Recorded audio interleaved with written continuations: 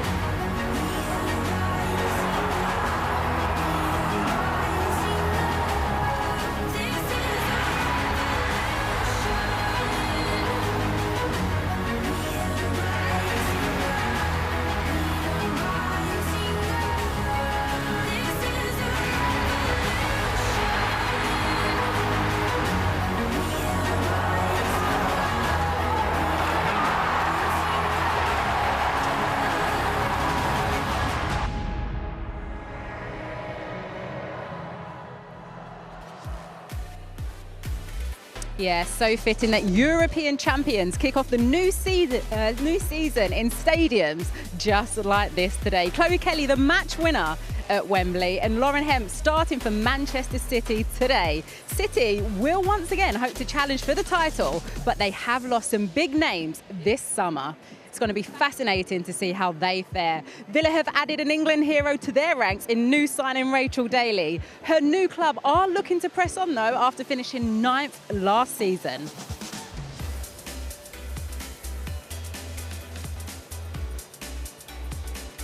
Yeah, kick-off here in just under 15 minutes time.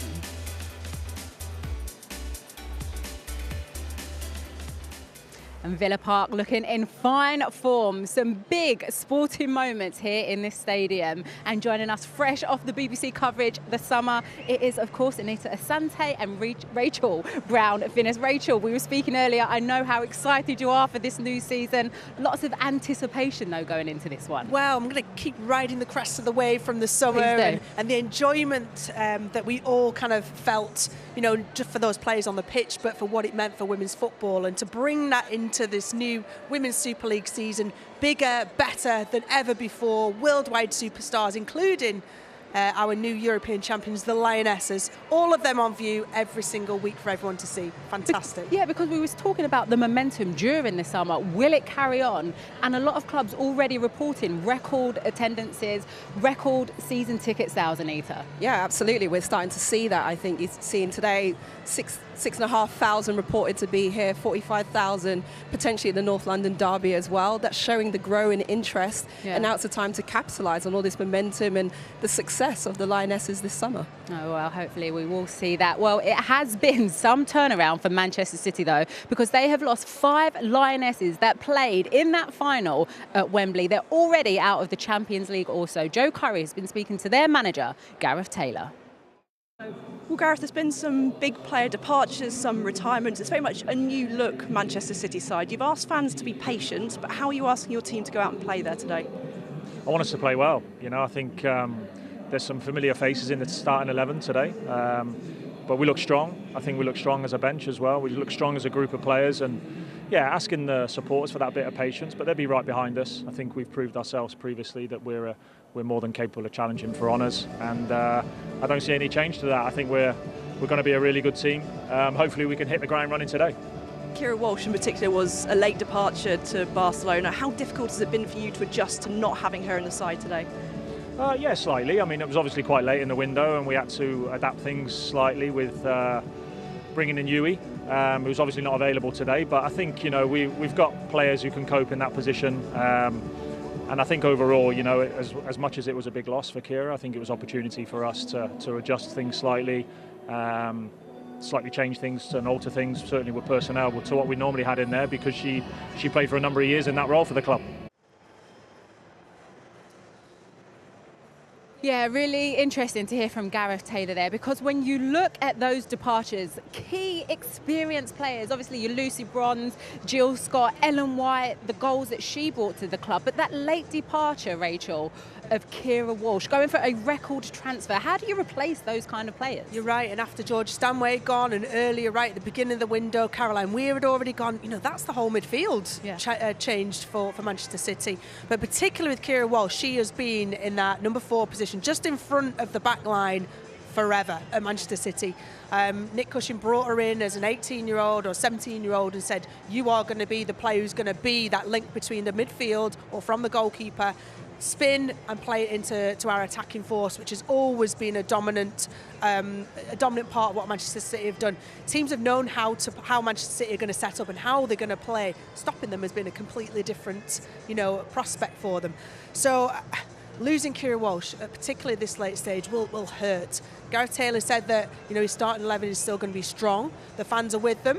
I'm not completely convinced with either of those two statements, but I think, you know, today coming out and playing against Aston Villa will be the start of convincing both the fans and the players that they're on an upward ascendancy in their journey at Manchester City. Yeah, it's going to be so interesting to see. Not just a loss, actually, for Manchester City, but for the WSL as a whole. Well, Manchester City did lose 5 Lionesses, but Aston Villa gained 1 in Rachel Daly after spending 6 years playing over in the States. She sat down and she's spoken to Kelly Summers to tell her why. Why was now the time for you to come back? There's certain elements of why I came back, some stronger than others. I think obviously losing my dad last year was the biggest factor. It made me realise that I needed to be with my family. You know, I think sometimes some things are bigger than football, and being away from home was really difficult for the past year. And then obviously the WSL is a fantastic league, and it's growing and growing and growing at a rate of knots. And I want to be in and around the best footballers all the time. Why Aston Villa? I spoke to Carla and Lee in depth, and they kind of sold it to me. You know, they've got a 3-year plan and obviously wanted me to be a part of that. And, you know, we've got a great team in terms of youth experience, and I want to kind of guide the younger ones into and see the, you know, the journey that I've been on, and if I can guide them, help them in any way, progress their career, then, you know, obviously that's something that I definitely would like to do. Anita, most people, obviously over the summer, used to seeing Rachel Daly playing at left back, but for Aston Villa, she's been signed as an attacking player. Yeah, she's been signed as the focal point of this side, and you know, she's a proven forward player that scores a lot of goals. She proved that in the NWSL, 29 goals, record scorer for her club, previous club at Houston Dash, and you know, prior to that season, she was the MVP in the Challenge Cup as well. So I think she's going to be a very important player for Villa, a team that struggles to score goals. When you look at the Aston Villa side, Rachel, last season, home record, one of the worst over the league. What do they need to do to improve? Yes, obviously defensively, but all over. Well, I think they need to create more chances, and they need a proven goal scorer. And I think bringing in Rachel Daly is an absolutely, you know, genius, because she'll work really hard on and off the ball, in and out of possession, for Aston Villa.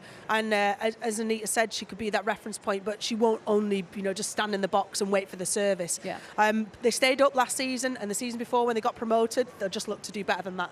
Anita, how are you feeling actually? Because I remember last season you were out there playing. Yeah, it's a bit tense, you know, always getting Man City in the opening game, but I think it's an exciting time for Villa, you know, with the signings they've brought in, Rachel Daly being an important part of that process, and they'll want to go one step further this season and add to that points tally. Do you think the pressure's on Manchester City? Absolutely. I think they've got a lot to prove with the transfers in and out from this season, and it starts today.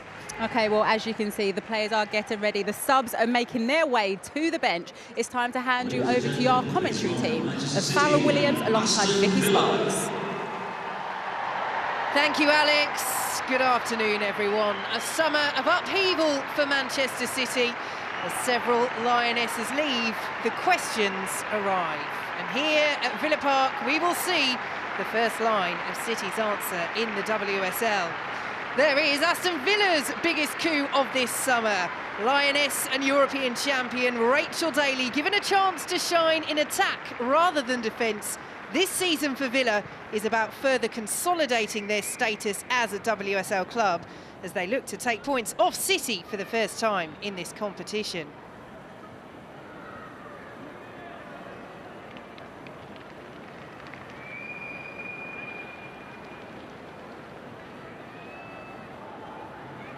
So, European champion Rachel Daly does make her Aston Villa debut. She excelled at left-back for England over the summer, but will lead the line here. Manchester United loanee Kirsty Hansen, France midfielder Kenza Dali and Everton wide player Danielle Turner also make their bows for Villa, who are missing several key players through injury and name a very youthful bench.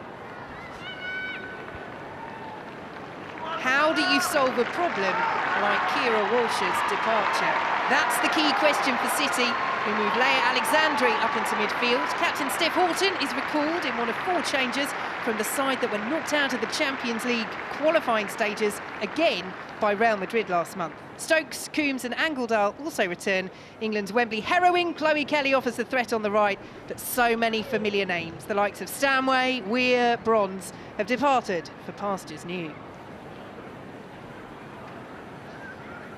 Well, it has been a hugely significant week in the history of our country. And once again, football pauses to reflect and to pay its respects to Her late Majesty, Queen Elizabeth II.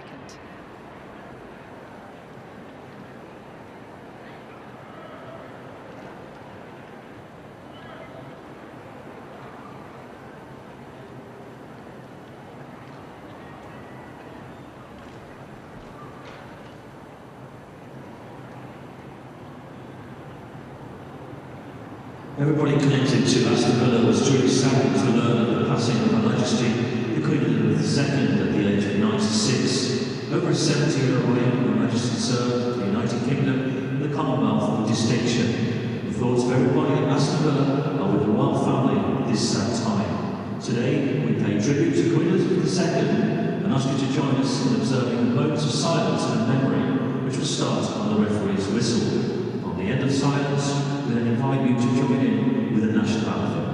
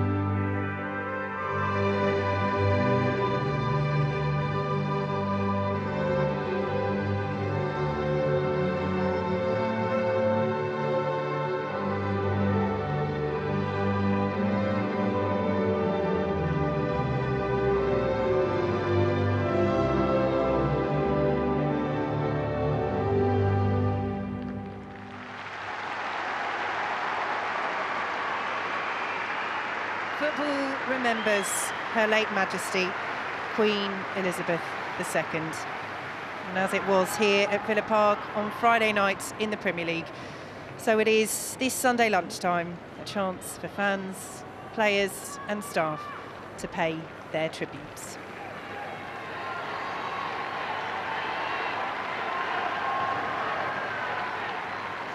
So Manchester City looking to lay down a marker as their WSL season gets underway, to move on from the disappointment that they've already suffered this season, that early exit for the 2nd year running from the Champions League without reaching the group stages. And for Gareth Taylor's side to show that despite their player exodus over the summer, they are still a side to be feared at the very top of the women's game. Delighted to have England's most capped player, Farrah Williams, alongside me for this one. And Farrah, the pressure is all on his side this afternoon. Yeah, I would say so. I think certainly off the back of last season, Manchester City wouldn't have thought they would have had a good season. They started really, really slowly, and they just managed to get into that Champions League spot. But as you mentioned, they just they dropped out of that really early in this season. So now they can focus on the league. They don't have to worry about the Champions League, but they've lost 8 British players. You know, the core of their team have gone. So he's under big pressure. He has to perform, and he certainly has to go for that title this season. Well, one of the players that has stayed is Chloe Kelly. The heights of Wembley are heights that she might never surpass in her career, but as the players take the knee at the start of this match, the message against racism still clear. For Kelly, this is a huge season. I mean, we can't forget she only just made the England squad after missing the majority of last campaign with injury. She had such a good debut season with Manchester City in 2021. And she's a player, of course, that will want to kick on. She'll be excited to get started. As you mentioned there, she had all of last season where she was out with an ACL injury and come back really late. So she was quite fresh going into the Euros, but she'll be really excited to get, you know, this campaign up and running. And I'm excited to see her in this Man City team. You know, her and Hemp on either flank were fantastic in previous seasons in providing and scoring goals. So I'm really looking forward to seeing her this season. So Manchester City it is in the changed kit in possession. Here is Coombs.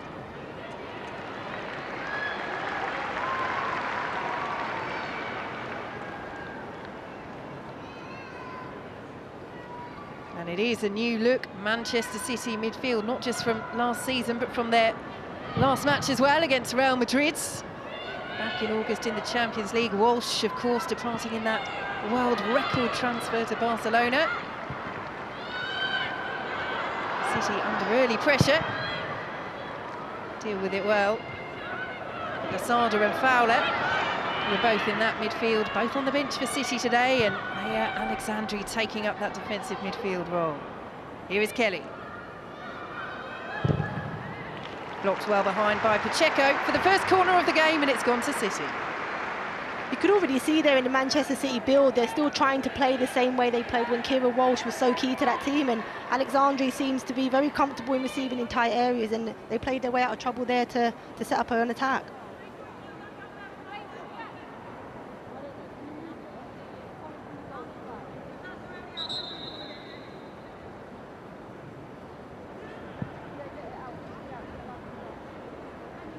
Now Louise Saunders just making sure that there is nothing untoward. Hannah Hampton, the Aston Villa #1, part of that England squad that won the Euros over the summer, just moving that bottle from inside the goal line. Corner City. Greenwood plays it short and will now swing it in. Going to get first contact and second as well. Here is Lehmann.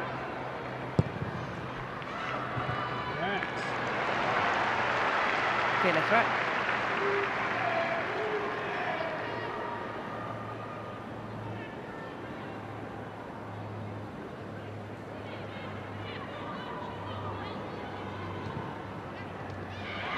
Well, stolen by Hemp.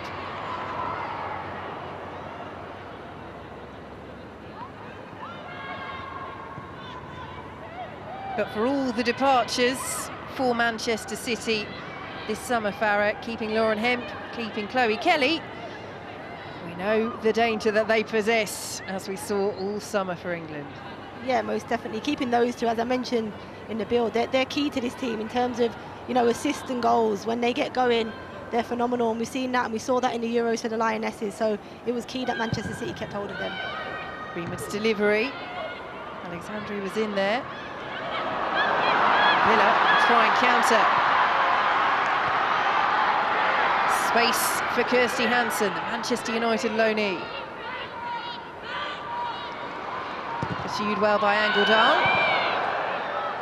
Have a shout for handball from Villa. Hansen once more. Now Dali. Look at the space here for Pacheco. Knocked behind by Roebuck. But the first chance for Villa's new star signing, Rachel Daly. It was a good break from Aston Villa down this left-hand side with Hansen. You know, she carried the ball from inside her half, and they managed to get a cross in. It was a half chance there for Daly with a header towards goal. But you can see what Villa are going to try and do. They're going to try and hit Manchester City on the counter-attack or in turnovers of play.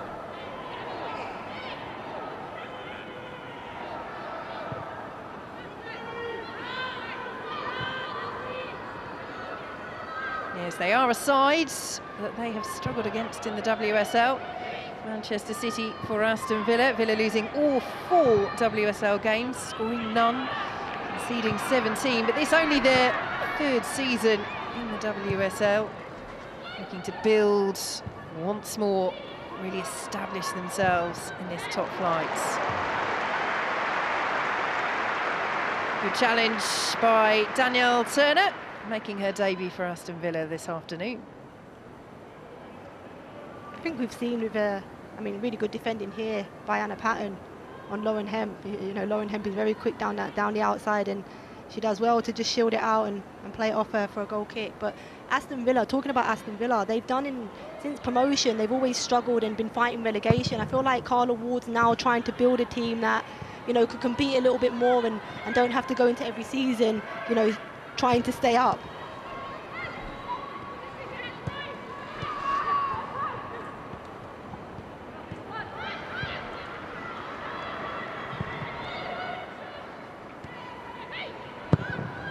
Shaw closing down Hannah Hampton.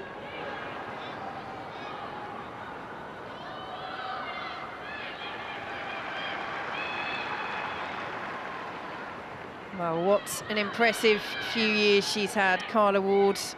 It's her 2nd season in charge of Aston Villa, but kept Birmingham in the WSL the season before that. Very good 18 months with Sheffield United as well. Her reputation is really growing, isn't it, Farah?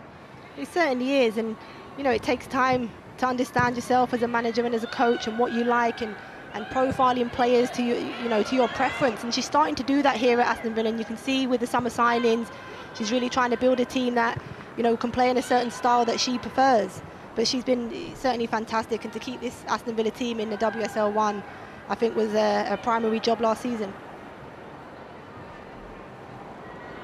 Here goes Lauren Hemp trying to slide it through, but Villa will bring the ball away.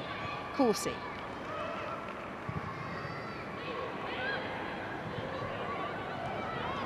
Here is Patton. And now Turner.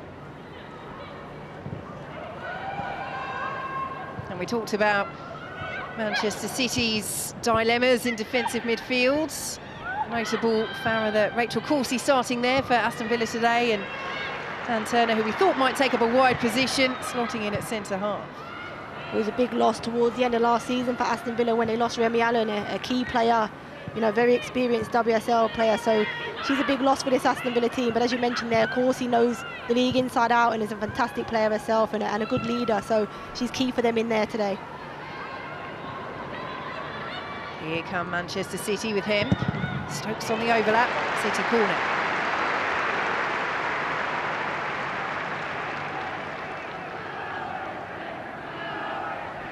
Typical Manchester City, trying to get the ball down in wide areas with either underlaps or overlaps, and you can see Demi Stokes just underlapping here and getting her team a corner.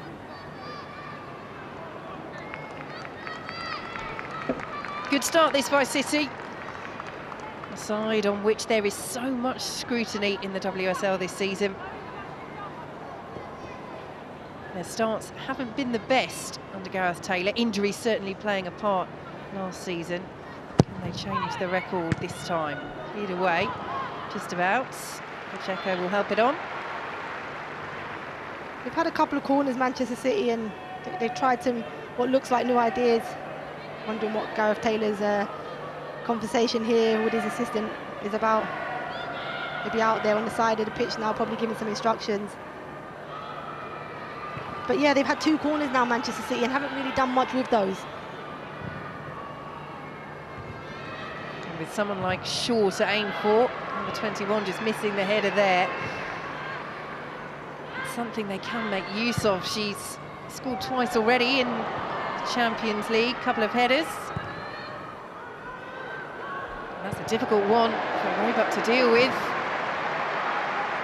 And Aston Villa have a corner that is entirely of Manchester City's own making. Yeah, it was a great ball into Darley, but it was Morgan's back pass here. You could just see she just overhits it, really heavy back pass, and Roebuck isn't able to keep it in. And this is a chance now for for Aston Villa. They'll be setting up for set pieces. I'm sure they would have gone through them and been diligent with them.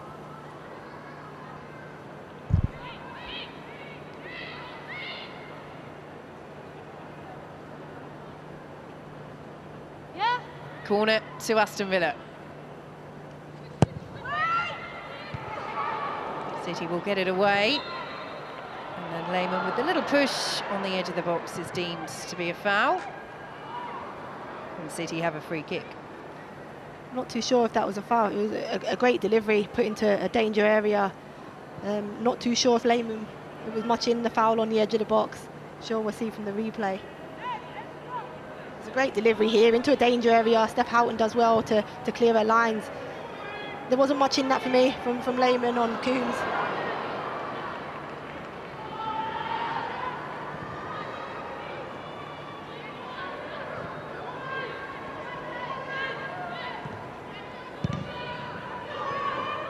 Morgan.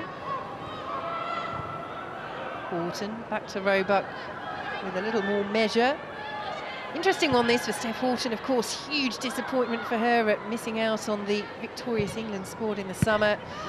Leah Williamson of Arsenal taking over the captaincy and had been displaced in this City team in the 2 Champions League matches they played by Leah Alexandri, but with Alexandri stepping up into midfield, it's a reprieve for Horton at club level, it seems. Yes, for sure. I mean, Steph Houghton, she's an honest player, and she didn't play enough minutes last season to warrant a place in the Lioness squad, and she'll know that herself, as heartbreaking as it was. You know, she did everything she could to get there, but she'll be excited to be back in this Manchester City team and leading them again. And we've already seen with her qualities within this game, you know, it's just the Steph of old that we used to see, and the quality's still there. Pacheco getting the better of Kelly.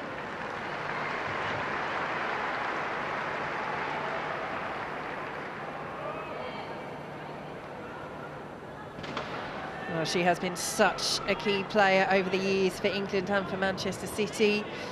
Captained them to all 8 of the major trophies that they've won. She will feel that she still has more to give.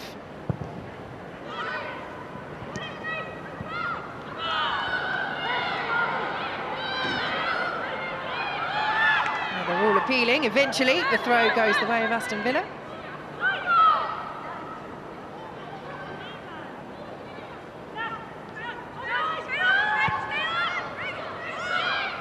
Daly.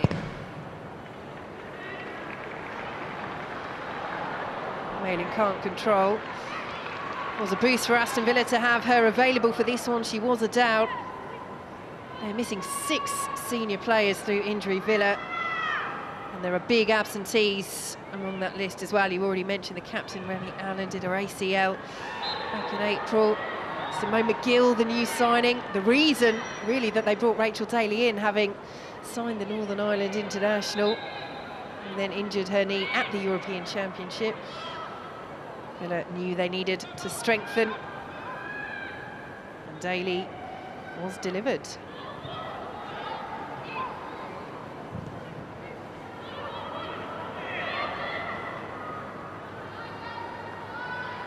And here's a player who's really starred for them last season as well, Hannah Hampton, in the England squad for the Euros, as we mentioned, and a player that for a long time has looked a real prospect both at domestic and international level.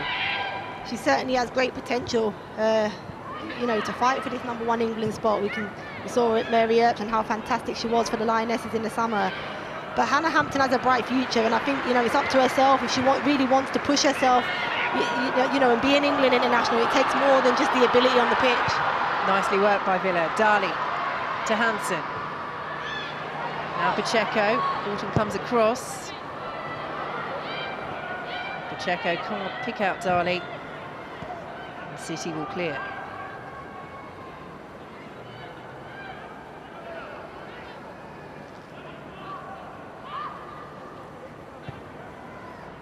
See, Aston Villa are making it really hard for Manchester City. They're quite comfortable with the two centre-halves having the ball and the goalkeeper. It's when it goes into that midfield area, so that mid-press, is when they really are aggressive with their press. And Manchester City, they're struggling to find a way through the lines here. We're so used to seeing a Manchester City team do that, and Kira Walsh finding a way of getting on the ball. There's no fluidity at the minute in this Manchester City team. Greenwood under pressure, and it's stolen brilliantly. Here is Lehmann. Greenwood away at the second attempt, but Lioness on Lioness there. Villa are up for this. They are, and that's the example of the press. I mean, as soon as they see a trigger, as it goes, sideways or backwards, Aston Villa are ready to pounce. And Rach Daly, that's one of her main attributes. She's hard-working, aggressive in her press, and we can see an example of it there where she wins the ball back.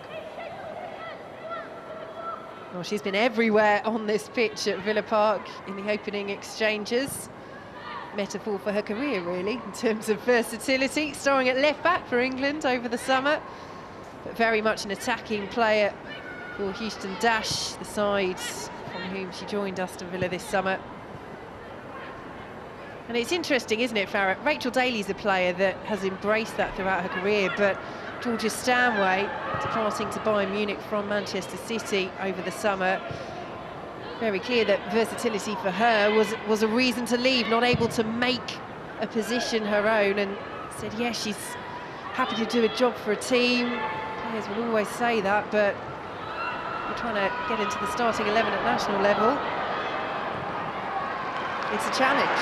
It is, and it's difficult when you're that player that is so versatile and is willing to play these different positions and take one for the team. It's really difficult because you do have a preference of where you most enjoy playing and when you feel like you can impact the game the most. And Rachel Daly, as you mentioned there, has been that player. She can do a job in all different positions, but her preference is as a striker. That's where she gets most joy out of playing. Villa just looking sharper at the moment. Winning the ball back in good areas. City now, though, with Kelly.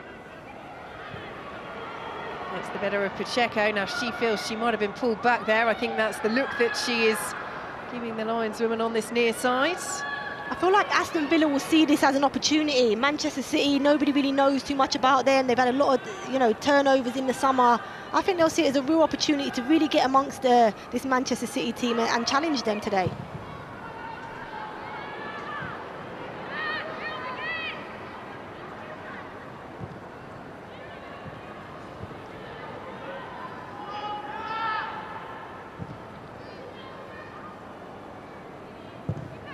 Walton forwards.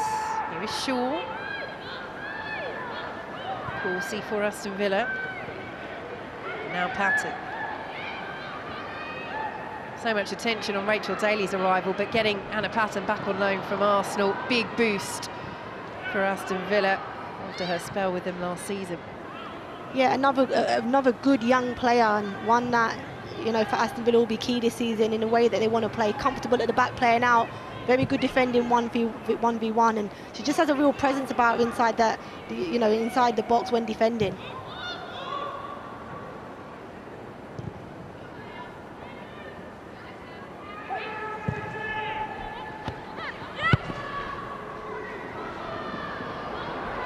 Morgan unable to take the ball in her stride for City.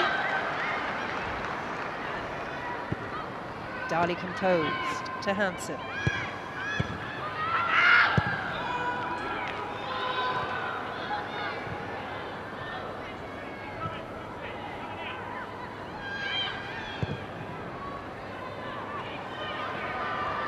Here is Hemp. Shaw through the centre. Hemp looks for her. And Hemp plays that just ahead of Jamaica's record goal scorer. Close.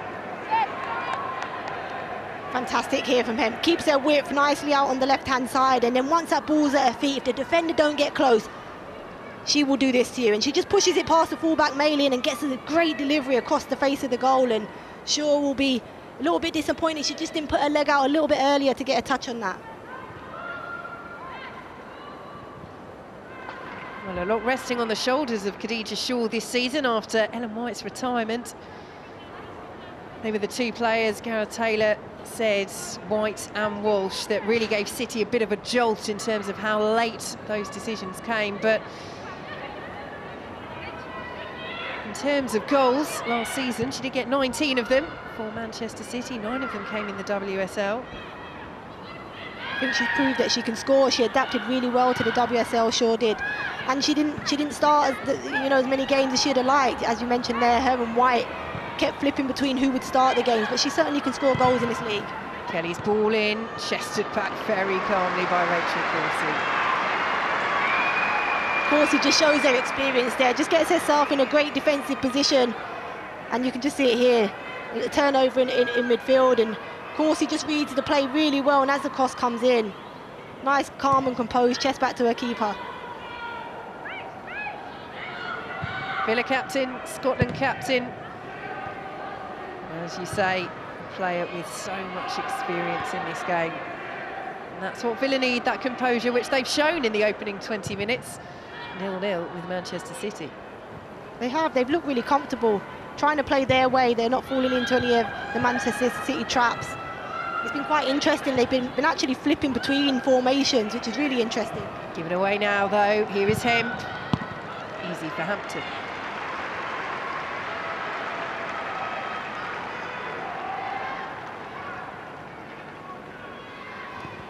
Again, it's a turnover where Aston Villa are trying to play in tight areas, playing out. A half strike on the edge of the box from Hemp. Probably should have got a little bit more behind it. Lehman won't reach that ahead of Stokes.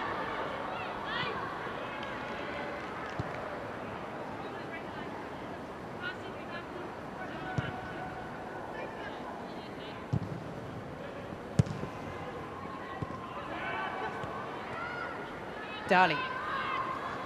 Pursued by Esme Morgan. He's done well. Well, we know that City like to do that, but sometimes you just need to get rid of it, or will Steph Houghton say she played that perfectly? Steph will say she played it perfectly, but yeah, I mean, they got away with one there. It was a good press by Aston Villa again, and Manchester City get away with one. I think what's evident for Manchester City, what they're missing is that we're so used to the width of Hemp and Chloe Kelly, and they normally have Caroline Weir and Stanway making those midfield runs between the striker and the wide player, and they ain't managed to do that in this game. Alexandri dispossessed, here come Aston Villa, and Aston Villa take the lead! Alicia Lehman getting the better of Ellie Roebuck. And what a start at Villa Park for the home side. Manchester City caught cold and Manchester City punished. And I've mentioned it, I said that Manchester City, Aston Villa have been setting traps on every goal kick that Manchester City have tried to play, and they've done it here. Manchester City have tried to play out, Villa have set a trap, and they've just pinched it in midfield, and Lehman's gone with the ball, taken the ball, and it's a fantastic strike. You can just see here, Alexandri just loses possession of the ball, and Lehman picks up a second ball and drives towards goal inside the box, and a fantastic finish, hard and low into the bottom corner. But it's the trap that it's the trap that Aston Villa was setting on Manchester City. Every time it goes into that midfield area, Aston Villa midfield are all over that Alexandri, trying to get on top of her, and they've just done it here, and Lehman picks up a second ball and goes and finishes. Well, she scored 4 goals last season for Villa, Alicia Lehman, and she's got them off to the perfect start. And for all that City have had possession in and around the Villa penalty area, for all that Khadija Shaw almost got on the end of that Lauren Hemp cross, Villa will say, we have executed our game plan to perfection. And I would agree. I think they've been very good at it. They've been patient in what they're doing. They pick their moments. You can see at times they sit off, and they have triggers for when they go and press as a team, and they're aggressive when they do that, and they was aggressive in that press there, and you know, they managed to nick the ball back and go on and score, and it was a fantastic finish by Lehman. She'll be pleased with that, because Villa didn't score that many goals last season. You can see here, playing it straight into Alexandri, a little bit under pressure. It's Rach Daly where we said she's been so aggressive with the press, but Lehman will be pleased. She didn't get enough goals or assists last season, so she'll be happy to kick one off at the start of the season. Here goes Kirsty Hansen, roared on by Villa Park. Still going Hansen. And Daly urged to shoot. Not quite. I think Villa will see that Manchester City are a little bit vulnerable at the minute. You know, having conceded the way they did. Here we're looking at Lehmann's goal again. She just drives into the box. Greenwood probably could have got a little bit closer to her, affected the ball. But it's a great finish from Lehmann, hard and low into the bottom corner. And the player that's dispossessed, the player that is replacing Kira Walsh in this match. Alexandri brought in as a centre-half. She can play this defensive midfield role. We saw her do it for Spain at the Euros. But the 2 matches she's played in the Champions League for City were at centre-half. She's been asked to step up.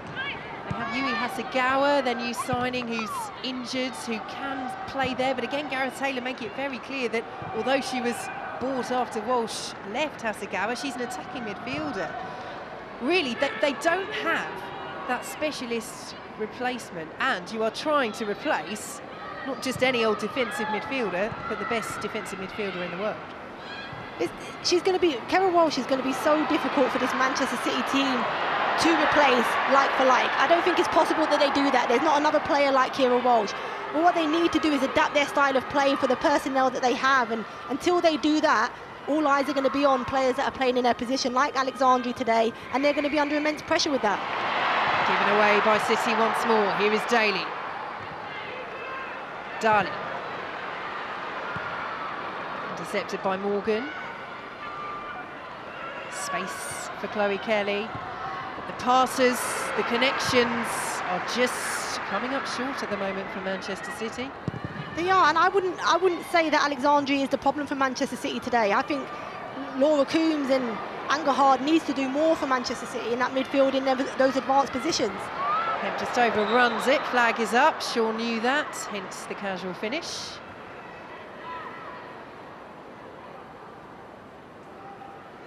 Not going to plan for Manchester City and Gareth Taylor. Really, you could apply that to their summer as well.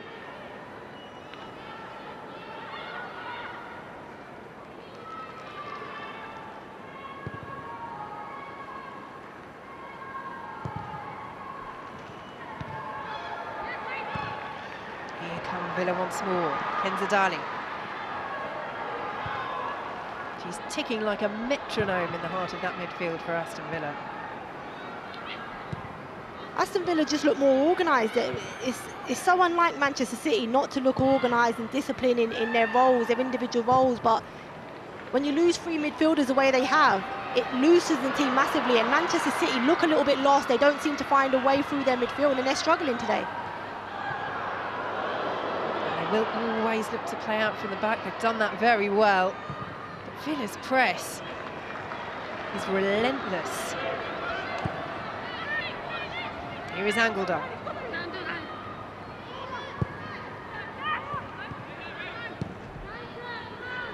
Alexandri.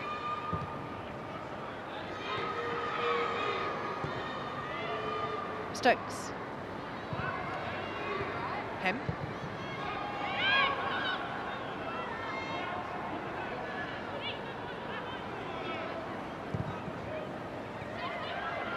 Hemp.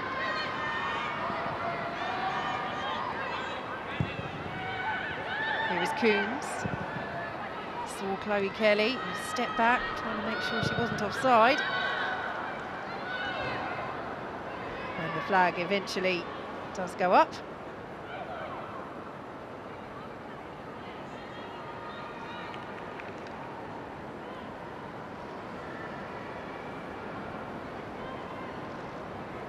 Jill Scott showing her medals off and sharing it with the kids in the crowd. Well, isn't that lovely to see? I had that round my neck, Jill Scott's medal. A beautiful moment. Definitely get a picture. A moment of history, and a player that will be so missed after her retirement by England, by Manchester City, and of course by Aston Villa after that loan spell last season. And I'm sure Jill Scott's gratitude to Aston Villa extends very much, because it was getting that game time in the second part of the season that cemented that place for her in England's history-making squad. Yeah, Jill knew she had to be playing minutes. She's an honest player. She knew, you know, in order to give herself a chance of going to that Euro Championship. She has to be playing, and she had the opportunity to do that at Aston Villa with Carla Ward, and I know she's grateful for those moments, but she also brought so much to this Aston Villa team, and so many younger players around her learnt so much from Jill. Didn't quite manage to chase down your caps record though. She got close. I thought she would have kept going. I'm sure there's a reason why, you know, Jill ended up retiring. She's, you know, the fittest of players I've ever known, so surely there must have been an injury or something behind that, because she was far too fit to give up. Too much in her legs, I thought, for her to give up.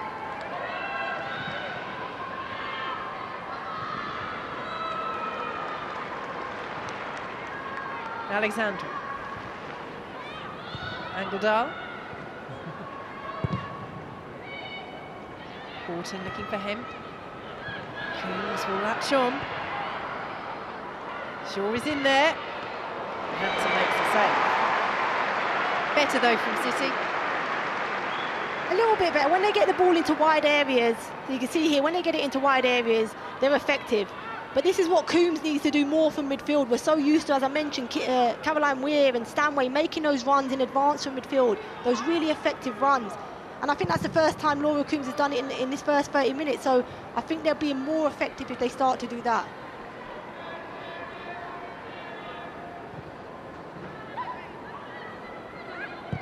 Half an hour gone. Aston Villa, who have never taken as much as a point off Manchester City in the WSL, still with a 1-goal advantage, courtesy of Alicia Lehman. Hansen. Darling. Hansen. Taylor's making the run in the centre. Morgan's header behind for the corner. They're causing a few problems down this left-hand side, so down Manchester City's right. Morgan seems to keep finding herself from fullback infield, so they don't actually have a right back in position. So when it transitions, Aston Villa were able to go 3v2, 3v1 down the left-hand side and get crosses in, and they've had 3 corners now down from this side from that happening.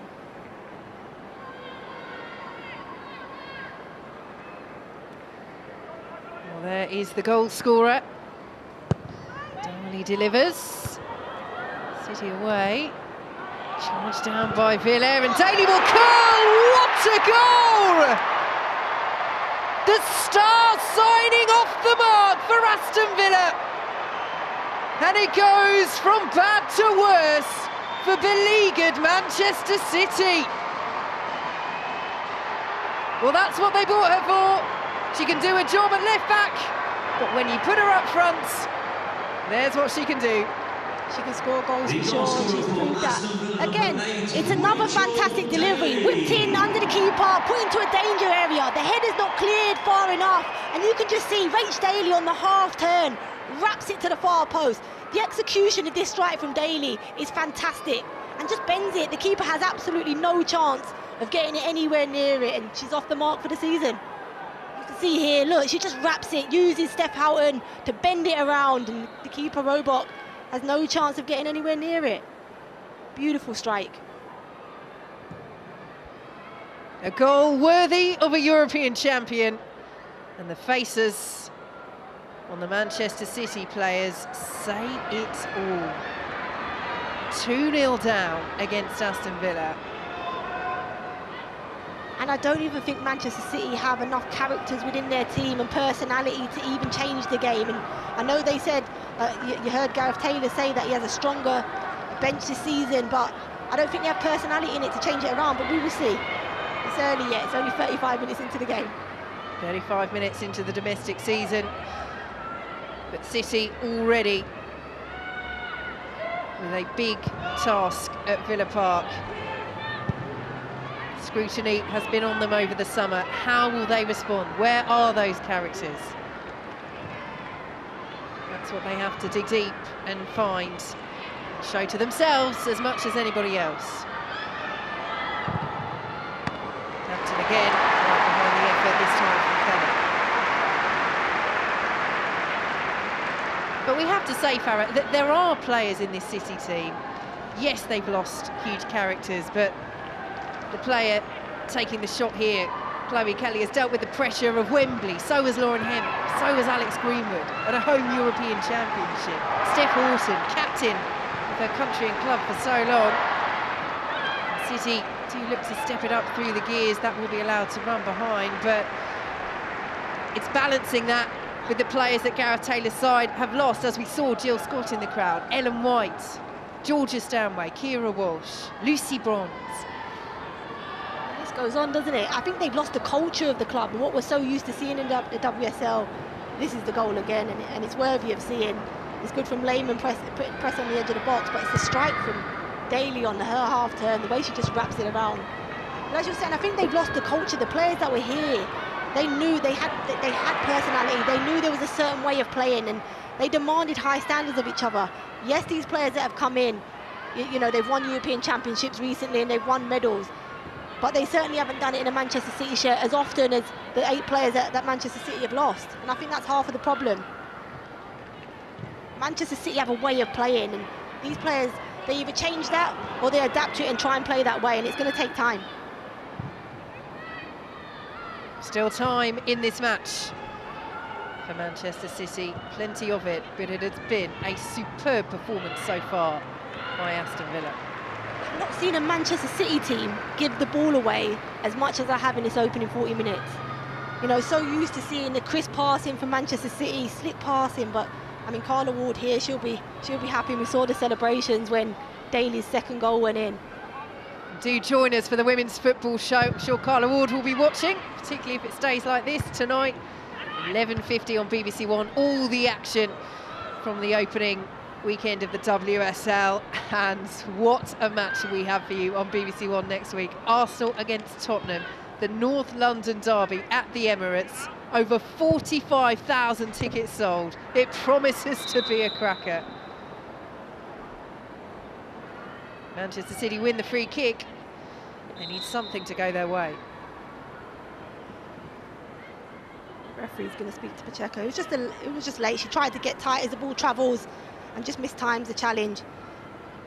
A definite free kick, worthy of a speaking to, but nothing more than that.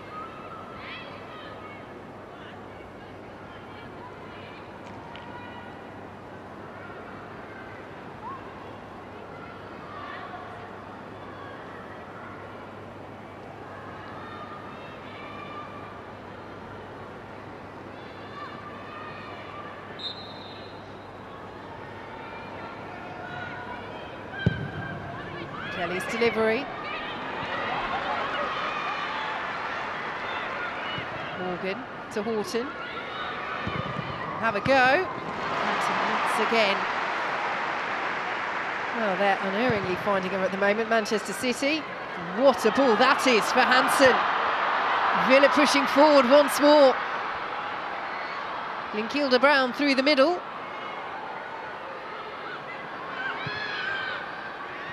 Dali. Corsi. Look at the shirts that Villa are committing forward. This has been a very attacking performance from the home side as Hansen collects. Now Corsi. Dali. Daly dispossessed. City will play their way out of trouble. Here goes Demi Stokes.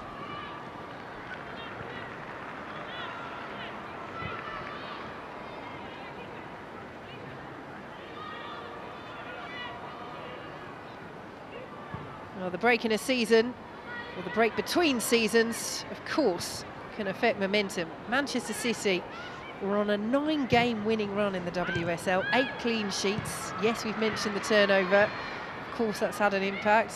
Aston Villa, meanwhile, just 1 win in their last 8 WSL games.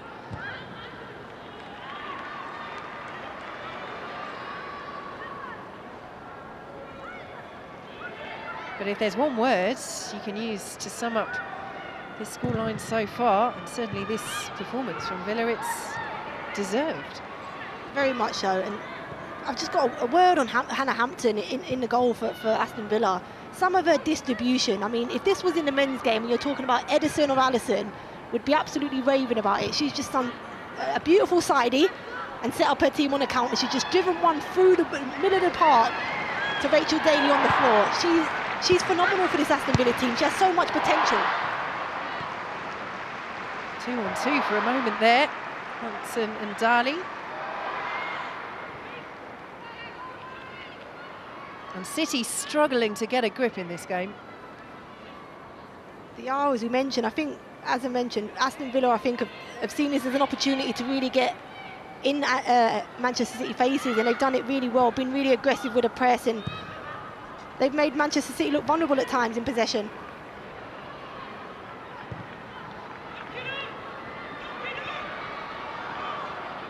Lehmann just keeps it in. There's Mailing. Rare foray forward for the right back, and it earns a corner. Another set piece.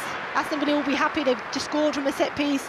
They put some really good deliveries in, but Aston Villa just look more aggressive. Look like they want to be, get to that ball first, and Manchester City just look a little bit off of it.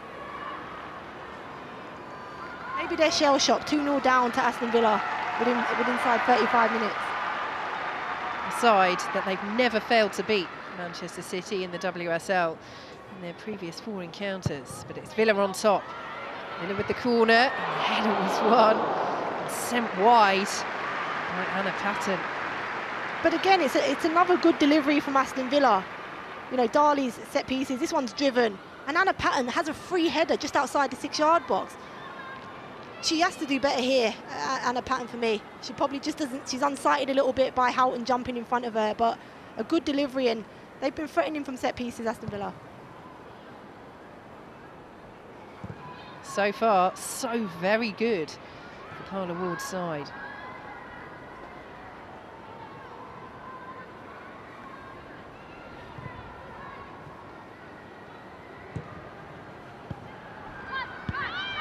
Hansen. Stepping away well from Angledahl. Daly. Hansen once more. Daly.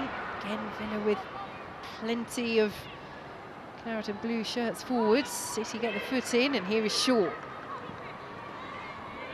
Past Corsi. Alexandri.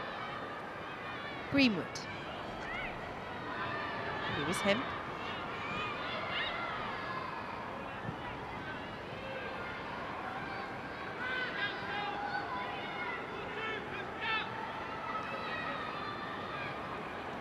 There's just no movement for Manchester City for Alex Greenwood to play a forward pass, and you can see she's getting frustrated, having to turn out and recycle and go across the other side. But the same happens on this side with Steph Houghton when she gets it. There's no real, penetrative run from Manchester City for them to play forward passes. Corsi for Aston Villa. Daly with the control on the touch initially, but not the pass. You can see the idea from Rach Daly, trying to get Hansen in down this left-hand side, just overhit it.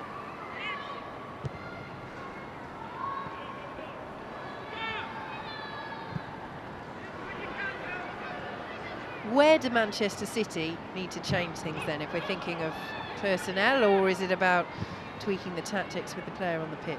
I think you could do either of those. You can either tweak the tactics with the player on the pitch. As I mentioned, I think the 2 advanced midfielders, I think they're key in this Manchester City team. I don't think they're doing enough. They're all coming towards the ball, which is really good. For Aston Villa, when you're defending, if everything's in front of you, you're quite happy with that. They're not having to face their own goals. So there's not been enough advanced run from midfield. You either change personnel or get the personnel on the pitch to do it for you. Here goes Horton. And then they have to tidy up possession. They have to tidy up with the quality on the ball. Because Villa are coming forward once more with Hansen, who's enjoying a good debut. Challenged by Kelly. Midfielder Brown to Corsi. Daly. Daly. Corsi's been very good in this midfield for Aston Villa. Just controlled everything, set the tempo to Aston Villa's play, whether they go fast, whether they slow it down, whether they keep possession. She's been fantastic in this first 45 minutes for Villa. Slightly loose from Lehmann. Is there a foul in there? Yes, there was. City free kick.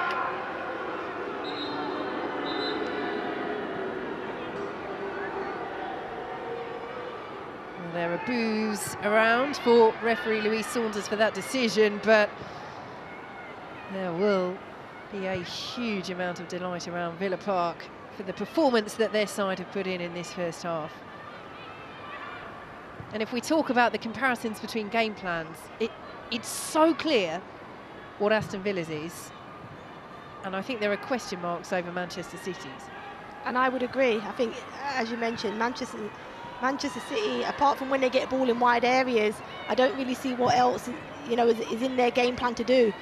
Nothing dynamic about it, and no real plan, both in attack and in defence. I think even in transitions they haven't been great. Aston Villa know what they're doing. They're banking up as a 4-4-2 defensively. They're setting traps for a press. They press aggressively, and in transition they're going 4-3-3. They've been really effective with it.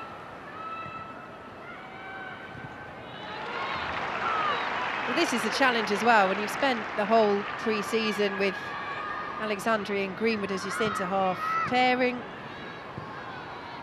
When you've gone into the Champions League with that, when you've worked on that, and then suddenly you're moving one of those up into the midfield. A lot of change having to happen last minute for Manchester City after Walsh's departure. Nice move here. Very good save by Hampton, but it's not enough. The power on the shot takes it in, and Manchester City have a goal back just before half-time. And how crucial could that be for Gareth Taylor's side? This is a gift for Manchester City. Hannah Hampton's gifted Manchester City a goal here. I mean, it's a good pass. Shaw does really well to just hold up the defender and spinner. Coombsy here, we mentioned, joining in and taking a shot from the edge of the box, but this should be a comfortable save. Here's really good. Look, Shaw just spins the defender, and this is the advanced run I'm talking from, the midfielders that Manchester City need more of. Coombs does it here, gets herself in a really good position just on the edge of the box. Not the best of strikes. Hannah Hampton should save this quite comfortably, but lets it fumble. Manchester City will see that as a gift just before the half. Perfect time for them to score. It feels like a big goal for City. And it was in the very final stages of that first half. A first half, up until that point, that had gone pretty much perfectly for Aston Villa. Alicia Lehmann getting things underway. Rachel Daly scoring on her debut for the club, but not happy now, because Manchester City pulling a goal back right at the end of the half through Laura Coombs. And how that might change the complexion of this game as we head to the second half. Half-time at Villa Park. Aston Villa 2, Manchester City 1. Just checking mics. What if there's a better way to buy your next car? Just visit Kazoo. I think Gareth Taylor's side right there, Rachel Brown-Finnis, handed a lifeline, especially back into the game. But Aston Villa, actually, Anita Sante, can take a lot from that first half, showing no fear at all. Absolutely. Aston Villa got off to a really bright start, really controlled, you know, game. The manner in which they approached both the in possession and out of possession made it very difficult for Man City to build up. I suppose a lot of questions coming into this game, Rachel, about how this Manchester City team would play with the departures of Akira Walsh.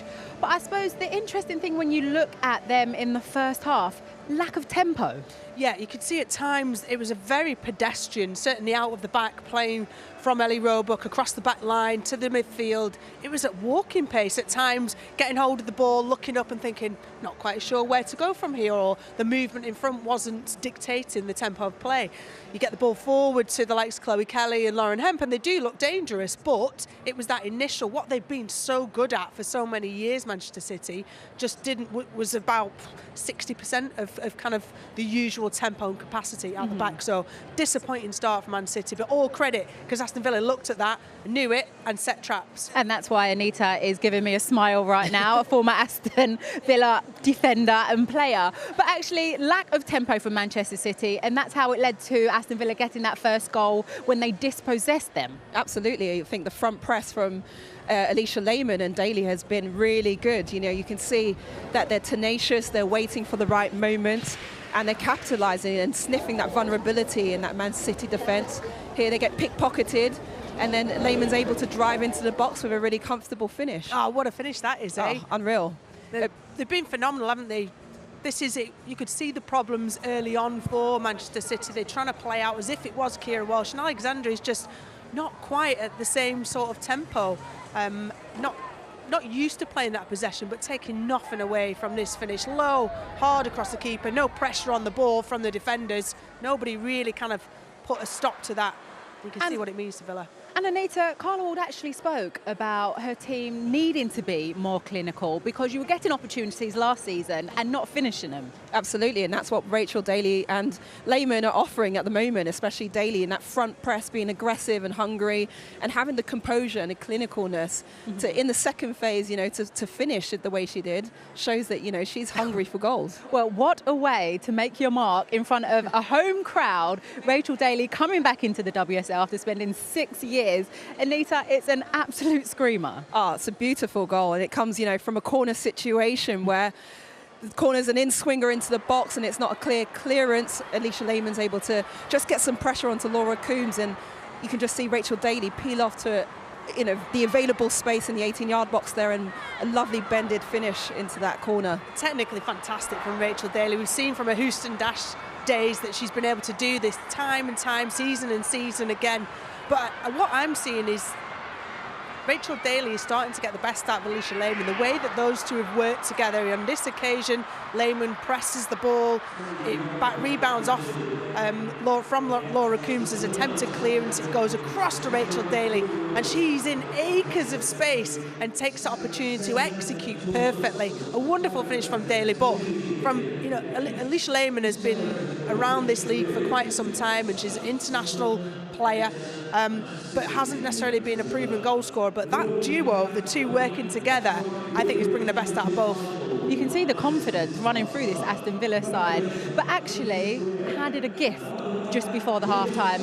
Rachel, I'm going to come to you because you were actually saying about Hannah Hampton, and we've seen her distribution, how great she's been, but this one, she needs to do better. Yes, simple as that. It's a lack of concentration, thinking, right, 2-0, up, great, going into half-time, and, you know, it's a matter of seconds after the restart that the game, they go in for half-time. She's caught on her heels a little bit, and so when she's pushing up, trying to make the save, you're moving backwards, and that's why you see make contact with the ball on the hands and it goes up and behind her. She'll be really disappointed, but she's got to put it behind her. Mentally, as a goalkeeper, this is what we're trained to do. Yeah. Is it's gone, second half, Villa are on top, and they need to keep their foot down and go for it. Okay, you two, let's take a pause from this game at the moment because the WSL actually got underway on Friday night. Arsenal faced Brighton, and it was a 4-0 win for the Gunners at a sellout Meadow Park. Kim Little with the honour of scoring the first goal of the season after good work by Caitlin Ford. England's Golden Boot winner Beth Mead carried over her fine form from the Euros, scoring twice. The best being this one, finishing off the slick move involving Kim Little and Vivian Miedema. Yesterday, Manchester United welcomed Reading, and new signing Maya Letizia scored twice on her debut in a 4-0 win. The first from this one, a flick-on from a corner. A record 7,217 fans at Leigh Sports Village for this one, and they were rewarded with a goal from England star Alessia Russo. That thumping header making it 4 before the break. Okay, let's take a look at some of the other games taking place on the opening weekend. Leicester face Tottenham, and West Ham get going against Rachel's former club, Everton. That kick-off at 3 o'clock. And then later, newly promoted Liverpool are back in the top flight. And what a way to start at home to the champions, Chelsea. And actually, speaking of Chelsea, it's Emma Hayes' 10th year in charge at the club. So she's been sitting down and reflecting on her journey so far. And Chelsea are the champions again for a record third time in a row. I always knew we were going to be successful. I know who I am, and I'm confident about that. I always felt like I'm here for a reason, and that reason, you know, beyond building a club, was to win trophies. You know, we want to win trophies here, and certainly enjoyed that as much as I have watching the growth of the game. Like, they're probably the two things side by side. In fact, I enjoy the growth of the game more than I do winning trophies. England winning the Euros, any sold-out stadium. I've been in women's football a long time. I'm one of probably a handful of people that have been doing it when no one was there. So I have as much joy in that and the growth than I do winning.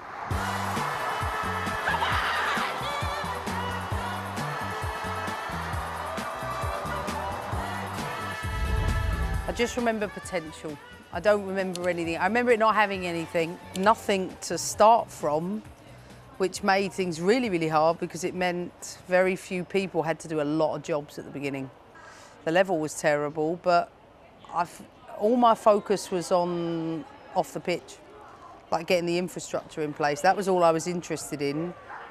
And that's not to take anything away from the players that were here. Like, I'd come from America where I'd coached at a higher level, so it was a step backwards for me. Just give us your name, Emma. Emma Hayes. Yeah, all right, Steve. Yeah. Well, the first chance we've had to speak to you. How are you settling in? Yeah, been a great week. The training has been excellent. I think the players' commitment has been good, and just delighted to be here. And I had to change my thinking to maybe realise there was just so much work to be done here, and I had to put my time and energy into building the infrastructure. What I know is that Yuki Agimi and Hedvig Lindahl, for me, were two really, really important signings for how we were perceived outside of the UK. We built year on year with just players coming from free agency, have built gradually to build a programme that we wanted to be sustainable and last long. You're not on my level! My preoccupation is how I get to a place, not what it feels like when I'm there, let alone when we've won. I'll be honest with you, whenever we win, I just feel relief. And I'm happy it's over.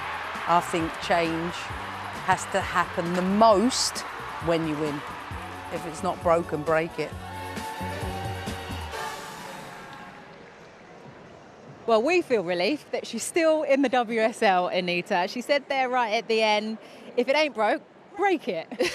But she's been incredible, hasn't she? Oh yeah, she's been unreal. I think the way she's transformed Chelsea as a side over the 10 years she's been there has shown them to be a dominant force, not only in the WSL, but competitive in Europe as well. And I think she means by breaking it, that's the one thing they haven't quite got yet, is the Champions League trophy. And so she's always looking how she can get that edge in this season. That will be the one, because Emma talks about her Chelsea team being one of the best in the world. But I suppose you can measure that, yes, on domestic honours, but Champions League level, Rachel. That's right, and she'll be breaking it is breaking new ground, making history, doing things that have never been done before. That foresight and strategy that she's put into place, but ultimately she will, and she should be judged on what she's won and how many times she's won it. The Champions League absolutely will be number one on the list for this season for Emma Hayes and for her squad. No doubt that will be the one, because as much as we have world-class players in this league and at Chelsea, that is the trophy that still eludes them. Okay, well, Chelsea is where we are at a week on Wednesday for their rearranged game against West Ham, live on BBC Two. And don't forget, all the action from this opening weekend can be seen in the Women's Football Show tonight at 1:50 on BBC One. Later, if you are in Northern Ireland. And on BBC Two, there's highlights of the Women's One-Day International between England and India at 10:05. And next week, there's this. You think it's all over? It's only just begun. Skill from Russo is superb, and the finish is even better. A wonderful goal. Sanka, what a hit! And he's a star. Arsenal versus Tottenham Hotspur in the WSL. Watch live 24th of September on BBC iPlayer. And yes, on BBC One or over on the iPlayer. Do join us wherever you can next Saturday at the Emirates for the North London Derby. We're going to be live with Football Focus from midday and then back for the match live at 1:15. More than 45,000 tickets sold already for that one. Right. We can't get excited about that one because we need to get excited right now, because we need to go pitchside where Jo Curry has a very familiar face with her. Yes, I'm joined by the legend, that is Jill Scott, former Lioness, former Manchester City and Aston Villa midfielder as well. First of all, Jill, you retired a few weeks ago. How's it been? What have you been up to? I've never been so busy, to be honest with you. Yeah, it's been very busy. Playing football was a lot easier. I didn't even have to have a diary, but it's been very enjoyable as well. We've just had a wonderful reception for you out on the pitch. Have you been given an award for your service to the game by Aston Villa? What have you made of the first half, though? 'Cause you've played for both of these clubs. Yeah, it's been very competitive, to be fair. Yeah, obviously a great strike from Rachel Daly as well. Obviously been watching her play at the back throughout the Euros, but she shows that she can do it in, obviously, up there as well. So, yeah, it's been an enjoyable first half, obviously, kind of sitting between the two teams, but yeah. You said that you've been busy. Have you had time to miss football yet? I don't think I've had the time to, no. Obviously I'm missing the girls and everything like that, and being here today I'm like, the grass looks very good. I could do with being out there, but yeah, I don't really think I've had the time to miss it just yet. Just finally, you look quite comfortable with a microphone in hand. Is this what we're going to see you doing from now on? No, I don't think so. I've had a few radio opportunities, so I might take that. Well, look, enjoy the second half. Great to see you as always, Jill. Thank you, thanks. Alexandre dispossessed. Here come Aston Villa. And Aston Villa take the lead. Alicia Lehmann.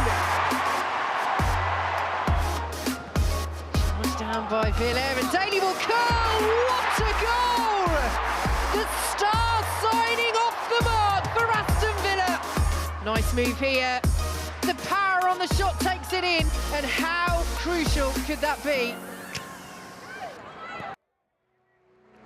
Yeah, Manchester City looking for a way back into this game in the second half. As you can see, the players are back out on the pitch. Let's get you over to your commentary team. Farah Williams is alongside Vicky Sparks. Thanks, Alex. Well, Manchester City have not lost an opening game in a WSL season since 2014. That was their first season in the WSL. But as Gareth Taylor makes his way back to his seat, and we see the City players in their huddle, and a substitution being prepared as well with Mary Fowler, one of their new arrivals, preparing to take the field. If you're in that City huddle, Farah, what are you saying? I think things can only get better for Manchester City with the quality they have within their team and, you know, their squad. The demands and standards they have should be better. So I think that's what they'll be saying. Girls, we need to be better. Steph Houghton will be in there telling them Alex Greenwood, girls, we need more movement. We need people wanting to get on the ball a little bit more, and let's be a little bit more positive. They certainly have the quality within their team to get themselves back into the game, but they have to up their first half performance massively. So just the one change at half-time for Manchester City. Mary Fowler, 19-year-old Australia international, who arrived this summer from Montpellier, is on for Philippa Angeldal, who had her first 45 minutes of the season in the first half, a first half in which Manchester City were second best, and that is not a position to which they're accustomed. So Mary Fowler, it'll be interesting to see where she slots in here, because she has played in midfield for Manchester City in the Champions League games. It's a position she can play, but again, she's a player generally for Australia that tends to play further forward. You can see already she started to get close to Shaw, so it looks like she might be an advanced midfielder, and Coombsy might sit a little bit deeper in that midfield area, but as the half progresses, I'm sure we'll see more of it. So here come Manchester City, trailing by 2-1. And we've spoken about what City need to do. If you're Aston Villa, more of the same and keeping focus in those crucial moments, as they didn't quite do at the end of the first half, which allowed City to get the goal back. And right at the start of the second half. It's those concentration levels, isn't it? And we spoke before about it. Hampton just needs to stay, you know, concentrated throughout the game. It's a position, the goalkeeping position is such a disciplined position where you have to be involved in every moment of the game, even though you're not involved with the ball. And Hampton tends to switch off, and we've just seen her there give the ball away for a throw-in. So she has to stay concentrated for the 90 minutes. They're going to need her. Horton.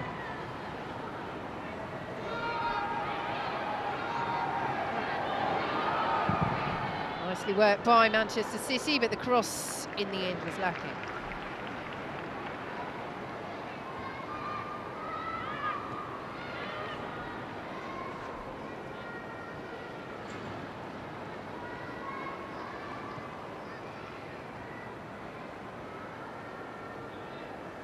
Well, we praised her distribution to the skies, didn't we, Farah, in the first half? But it's the nuts and bolts of being a goalkeeper, making those saves. It's a real strength of hers. She's just done, you know, driven one there through the middle to Rach Daly. She should have done better with it. Rach Daly's tried to flick it first time.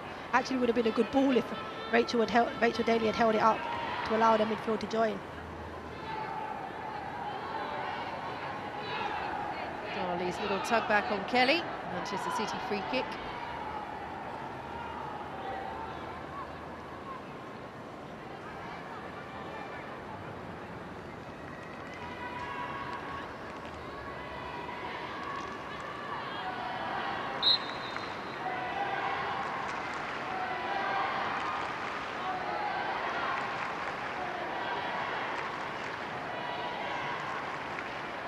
So Kelly will leave this for Alex Greenwood. Shaw is in there. A very important header from Rachel Daly to get it away from Khadija Shaw. Really, really good defending there by Rachel Daly. Great delivery by Alex Greenwood, just bent in. And Rach Daly, the way she just moves her feet here to get a touch and just get there before Shaw. But the delivery from Alex Greenwood was fantastic. Bending towards goal is always difficult to defend. Corner to Manchester City.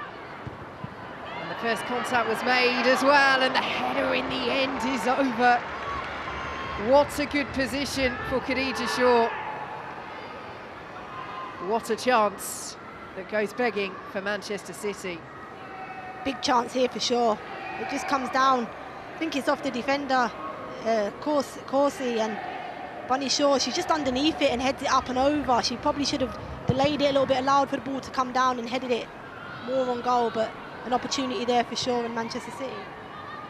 And as we said earlier, she's so proficient in the air. Both goals that she scored this season against Tomiris Turan in the Champions League qualifying were with her head. Here come Aston Villa. Stopped in their tracks well.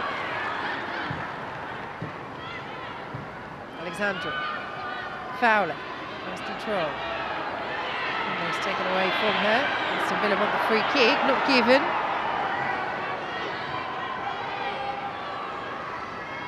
Morgan to Kelly.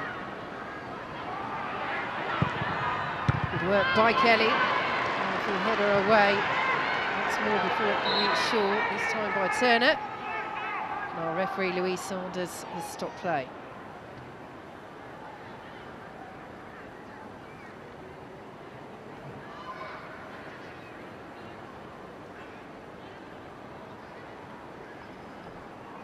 Actually really good defending. Chloe Kelly on the right hand side does well to beat Pacheco down the left, and it's really good defending from Turner, just getting in front of Shaw there to get a head on it. I think it's just more maybe where the ball's hit her on the head and the pace in which the ball's come in. I don't think Shaw had any contact on Turner there.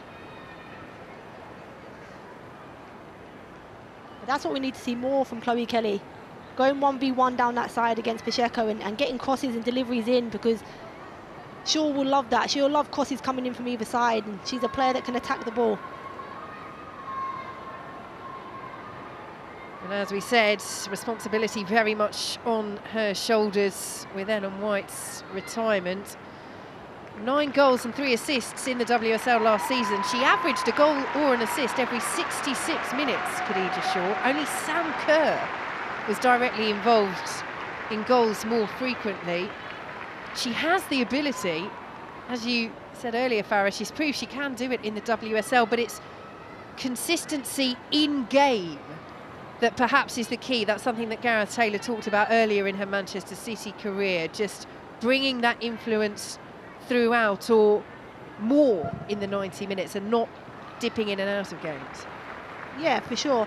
I think what Shaw's problem is that sometimes she wants to get too involved in build-up and spends a lot of time outside the box, and when the ball is in wide areas, she's far too deep to make the box. When she's high on the shoulders of the centre halves and the ball's in wide areas with Chloe Kelly and Lauren Hemp, I think that's where she's most effective. I've just seen her talking there off screen to Lauren Hemp, asking her to get the deliveries in early. So it is something that she wants, and I think something she can be effective with.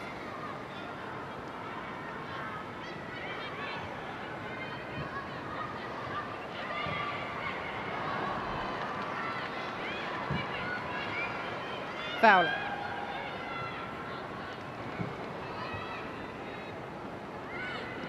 Alexandru. Straight to Dali. Now Daly. Well dispossessed by Alex Greenwood, and importantly so. And here come Manchester City with Chloe Kelly. Shaw waits in the centre. Instead, it's back to Morgan. Deflection behind, corner. Rach Daly a little bit clumsy in possession there. She was in a great position. And Aston Villa had advanced, and she turns the ball over here, and it's a great pass forward from Alex Greenwood and just sets Chloe Kelly away. And this is what I was talking about, Shaw just getting herself in the box. What it does with her movement is drops the defenders off, and it leaves Morgan free just on the edge of the box for the cutback, and it was a great choice of pass from Chloe Kelly. And two players connecting that will know all about going through real injury nightmares. Esme Morgan making her comeback last month against Real Madrid after almost 11 months out with a broken leg. Corner for City, danger is there, and danger is converted. This time, Khadija Shaw finds the back of the net, and Manchester City are providing that answer to the pressure that his side have been under, not just in this match, but over the summer as well. They've come from 2-0 down to level at 2-2. We spoke about Shaw being dangerous in there with her head. It's a floated delivery. Houghton does really well to head the ball back across goal, and Shaw just backpedaling. If you look at her movement here, she stays alive within the box and just backpedaling, turns her way towards goal and heads into the bottom corner, leaving Hannah Hampton no chance of saving it. It's a really good header into the bottom corner, just directing it towards goal. Aston Villa will be disappointing with their defending there. Well, it's her third of the season already, having netted twice in the Champions League.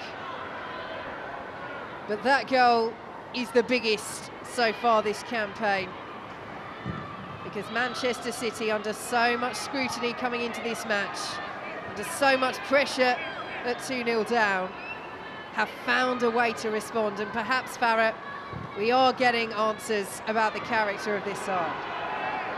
They've certainly shown character. I think they're coming forward again. Coombs, 3-2 City. A fabulous finish, her second of the game. And no wonder there is a huge smile on the face of Gareth Taylor. They've been questioned, they've been queried, and they're coming up with the answers. Aston Villa 2, Manchester City 3. They have. I think the goal on the half really helped Manchester City, but they've been more direct since they've come out in the second half. Balls into wide areas, getting the likes of Chloe Kelly and Hemp on the ball. And it's just a delivery early into the box from Chloe Kelly. And Coombs, who we spoke about in the first half, not getting herself advanced as many times, has got herself in the box and has scored a goal. She's found herself free on the edge of the box, cushions it down and tucks it away.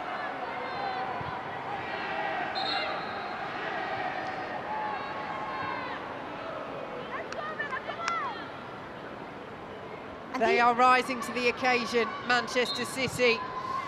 They're Coombs' strengths as a midfielder, arriving in the box late and scoring goals, and she wasn't doing that enough in the first half. She got a goal just on the half, but that's the type of midfielder I remember Coombs being, arriving late in the box, from crosses, picking up second balls and getting strikes away, and it's a fantastic finish.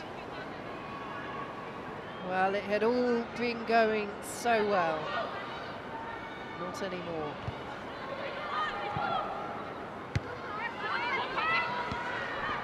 Just 1 minute and 28 seconds from City, and being behind to taking the lead. Calm distribution under pressure from Hampton, or getting away with one. It's paid off for Aston Villa. Here they come with Dali. Pacheco inside, Dali still going.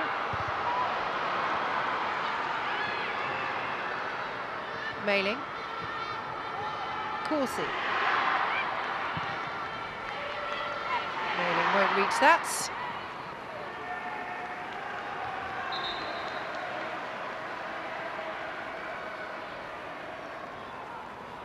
And the second change of the match, a match That is shaping up to be a very different narrative to the first half. Chloe Kelly, the heroine of Wembley, makes way. She will be replaced by Hayley Raso, another Australia international. Player who struggled with a shoulder injury last season, had spells away on international duty as well, but still made 22 appearances, and there's another that has real evident talent for Manchester City, but they've given the ball away. They're looking to find a level of deflection and in! Kenza Dali with the drive, and Manchester City undone once more. What a match we have at Villa Park. Aston Villa 3, Manchester City 3. It comes again from a Manchester City goal kick, and Aston Villa setting the trap to win the ball back. It was a poor ball into midfield from Steph Houghton. You can see it here, they play across goal. First time ball into midfield, really poor, really loose, and Dali just pounces onto it, and it's a fantastic strike, deflected off Alex Greenwood and away from the goal, and Roebuck has no chance.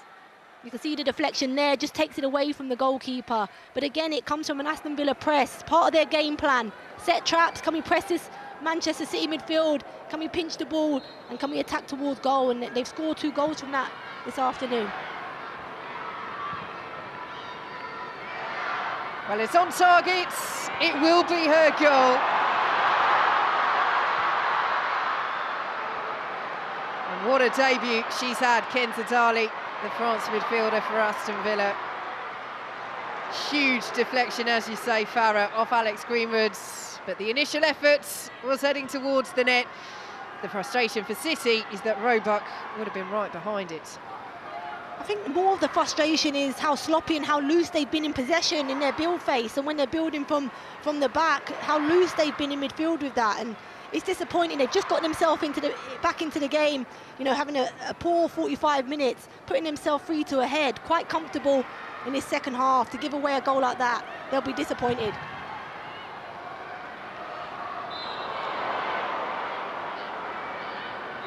Free kick City.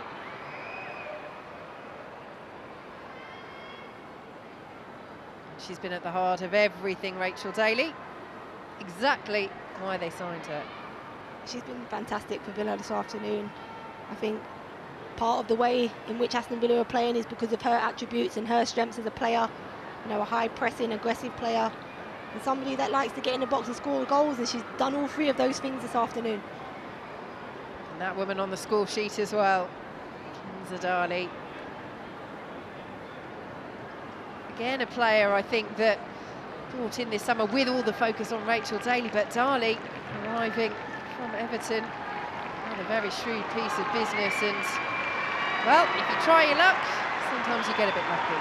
You do, and it's a great strike. It's more about the press, it's more that she's front-footed, anticipating the ball being played into that midfield area and getting onto it, and, you know, head down and strike it, you know, put some force behind it, and as you say, the deflection massively affected where the ball went, but you've got to be in those positions, you've got to take those shots to give yourself half a chance.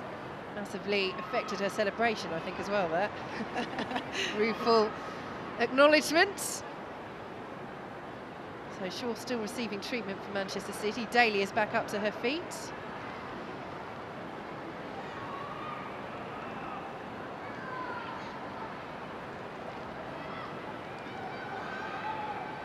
Well, if you're Carla Ward, what do you do now? It's a remarkable goal. It's a good goal. I think Aston Villa don't need to change much, because actually what they've been doing has been working. It's whether they can keep that intensity up with the personnel on the pitch for that duration of time. And we see that with the Lionesses in the summer. Once Serena Wiegman seen the intensity start to drop, she started to make the changes. And it was just to keep that intensity of the game up. So maybe that's something that Carla could do. Is there something as well, as we get back underway, that it's the first game of the season? There was the hiatus, of course, last weekend, that actually adrenaline might carry these Villa players a long way in this match, also given how well they've played. Yeah, and I think the crowd, they've not played in front of a home crowd like this before. The crowd has turned out, you know, off the back of the Summer's Euros. It's a fantastic crowd. They said they'd sold over 6,500. It looks like it could be that and even more. So, you know, they've waited the whole of the summer. It was a long summer for these players to get back out playing. I'm sure that adrenaline and the fans being here and the excitement will carry them through.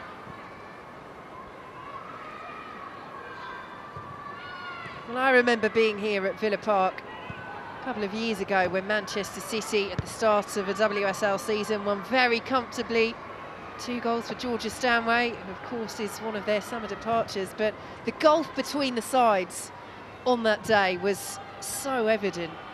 And you have to say, yes, it's one match, yes, it's 62 minutes of the new WSL season, but Villa have eradicated that gulf this afternoon, but City showing their prowess in this second half. Cleared half away by Turner. Morgan will let fly. Villa give it away. Here is Stokes. Now Hemp. Might open up for the shot. Still going, Lauren Hemp. She will take the shot. It will be blocked away by Corsi.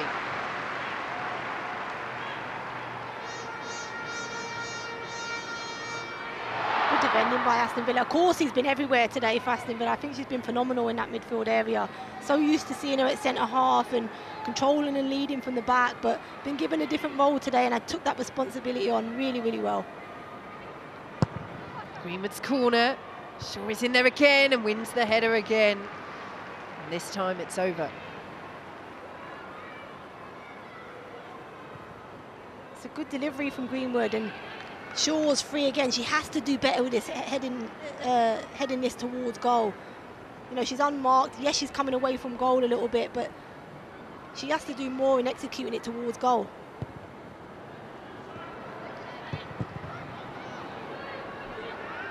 Villa's turn to almost give it away at the back.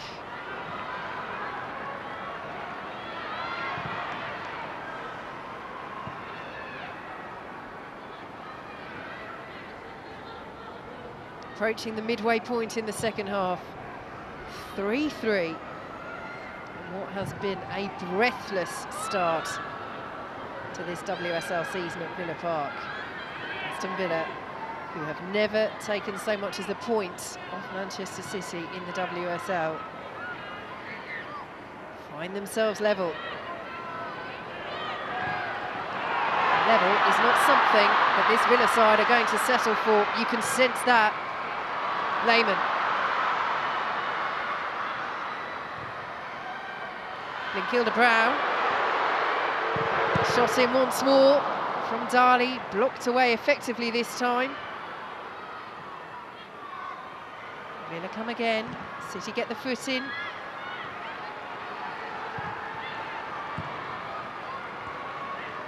Mailing. Corsi.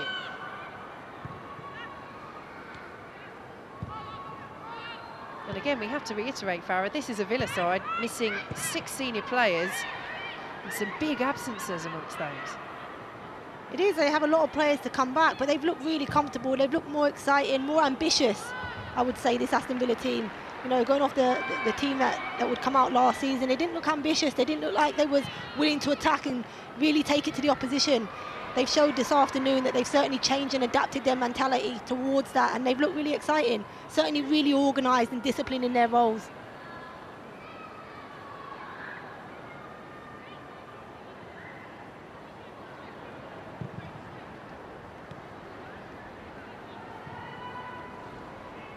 But credit is due to Manchester City as well in the second half, getting the goal back just before half-time. So crucial.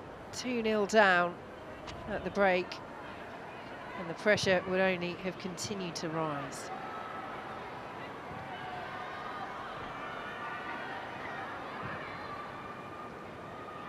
Greenwood. Hemp. Lovely skill from the England winner. Still going, Hemp. And Shaw was in there once more. Good defending by Turner. Rasso will collect. Hampton picks it up for Villa. Tussling with Morgan. Morgan deemed to have committed the foul.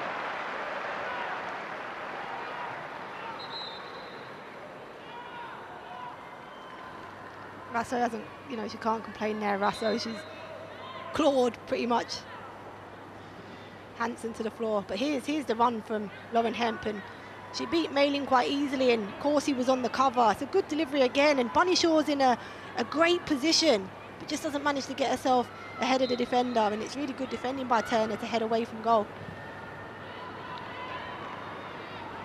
Hampton closed down very quickly, took an extra touch. And that could have been a lot worse. It could still be bad for Aston Villa. Hemp's ball in, Coombs on a hat-trick. Hemp once more. Header away, just evades Morgan. Villa living a little dangerously. Pacheco with the distance required. Bailey urged on. He's never getting there first. Hannah Hampton just needs to find her concentration levels. It's quite disappointing. Even she's given the ball away there, and then it's just the attitude to get back in goal and get back in a good position to defend the cross for your team. You know, you give possession away at times, but I just think it's a concentration. It has to be better. They've got themselves back in the game, and as I mentioned, she's so important to this team, but she has to concentrate.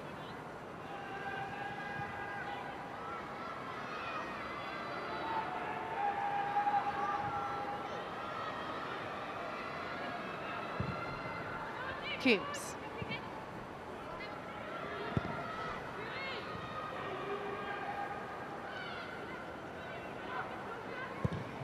Greenwoods, Coombs. Here is Hemp. Just about stopped by Mailing and Corsi between them. And the throw will go the way of Aston Villa. They have to be careful on the edge of the box there. They do, and certainly when Hemp runs at you, really difficult to defend, but the timing of the tackle was actually timed to perfection. Luckily, as it was just inside the box, and you know, if there was a second later from Mailing, it could have been a penalty.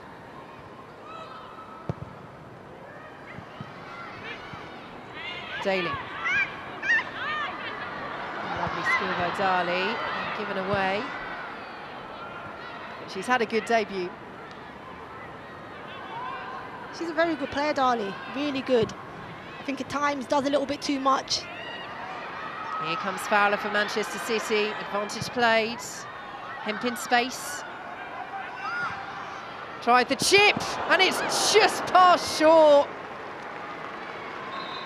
Almost beautiful herself from Lauren Hemp, but Shaw, in the end, inches away from putting City back in front. She's so dangerous in these positions, 1v1.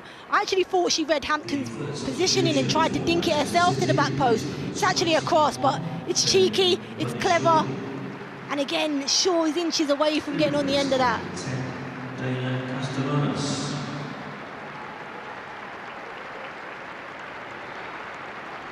And that is her last action of the game. Khadija Shaw, replaced by Dana Castellanos. Well, she's played her parts, but could have had more than the one today, Farrett. She certainly could have, and she's come close on a few occasions, just seconds away, you know, from getting on the end of a few of the crosses, and some of her headers towards goal could have been better. But she got her goal and got her team back into the game. Now Pacheco in some distress here. As we enter the 70th minute, and the tributes continue. A chance once more for football to pause and reflect on the 70-year reign of Her late Majesty, Queen Elizabeth II.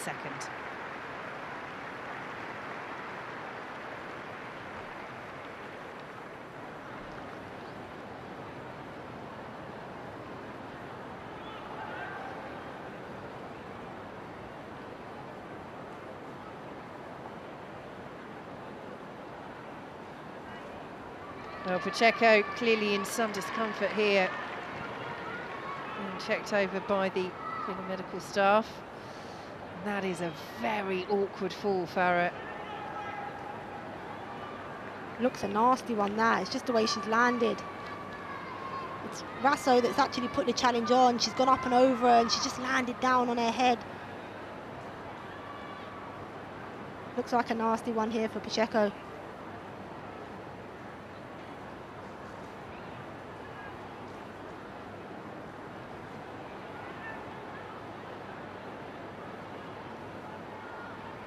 Laughing again, so it looks like she's okay. It did look like a nasty one. I guess they were just checking for concussion.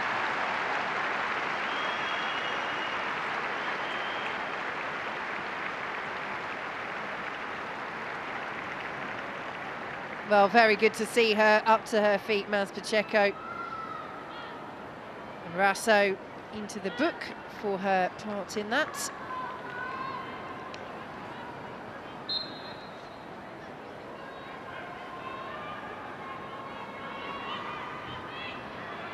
So Villa with the free kick, 3-3.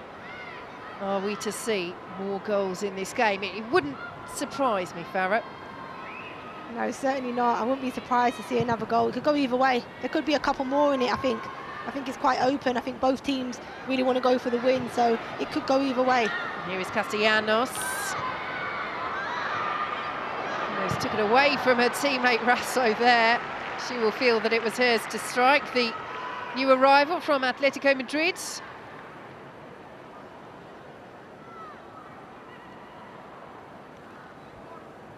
Certainly not shy of letting fly, but just striking the turf there. Yeah, I think she see her teammate come in and half was going for the strike and half left it.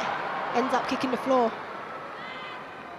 Daly unable to latch onto that as City play out from the back once more, and this is where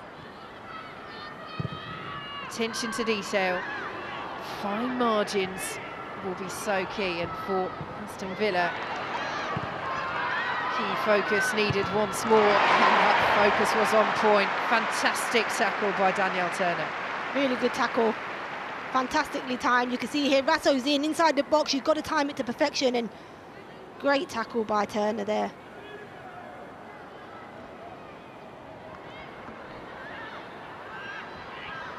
Castellanos, goal kick.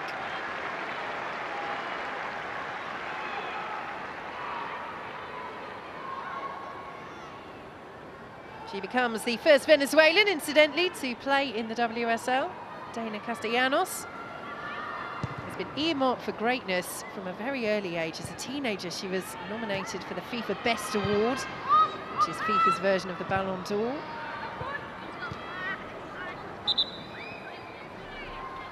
But this is the balance that Gareth Taylor spoke about at Manchester City. They've lost a huge amount of experience over the summer. He's asked for patience from the fans, says he understands their concern over the turnover, but the players they brought in, they are really investing in the future. And that is the key balance, isn't it, Farah? Always good to build for the future, but you need players that can do it in the here and now as well. Although he will feel that many of these new arrivals are ready to hit the ground running in the WSL. Villa look to advance once more through the Manchester City half. Dali. Good run on the overlap, and it's spilled by Roebuck, and Aston Villa are back in front. Rachel Daly with her second of the match. What a debut this is turning into for her. What a game this is turning into at Villa Park for Aston Villa. And again, Manchester City will look at themselves and shake their heads. Villa 4, City 3. And they've been done on the counter-attack here. Pacheco's found Rach Daly right down the middle. You can see Dali joining and starting to drive. But the run here, as she drives infield, just a little slide pass down the outside, the keeper fumbles it, and Rach Daly's there to pounce, and that's what strikers do. And Rachel Daly said for a long time she's a goal scorer, and she shows that here. She's the person that is ready to pounce on the keeper. Any fumble, she's the furthest player ahead to get onto that. But this pass here from Dali is cute. She sets up to strike, and just a cute little pass down the outside, and Roebuck fumbles it right into Daly's path. Character called into question once again. Can City provide it once more?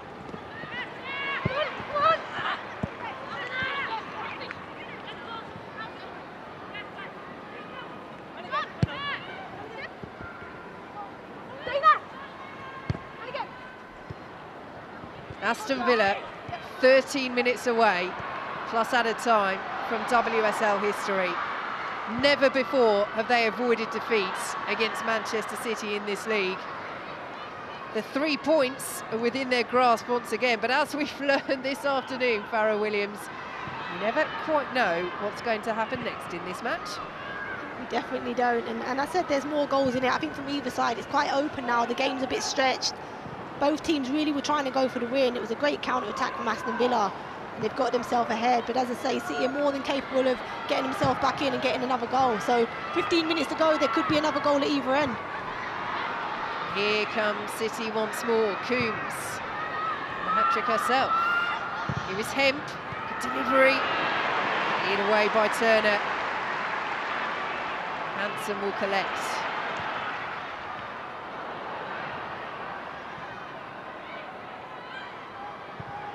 Fowler, Hemp had made the run. Coombs, Fowler, deflection. Hampton just gets there. She's clattered into by Hemp, and that will be a free kick to Villa.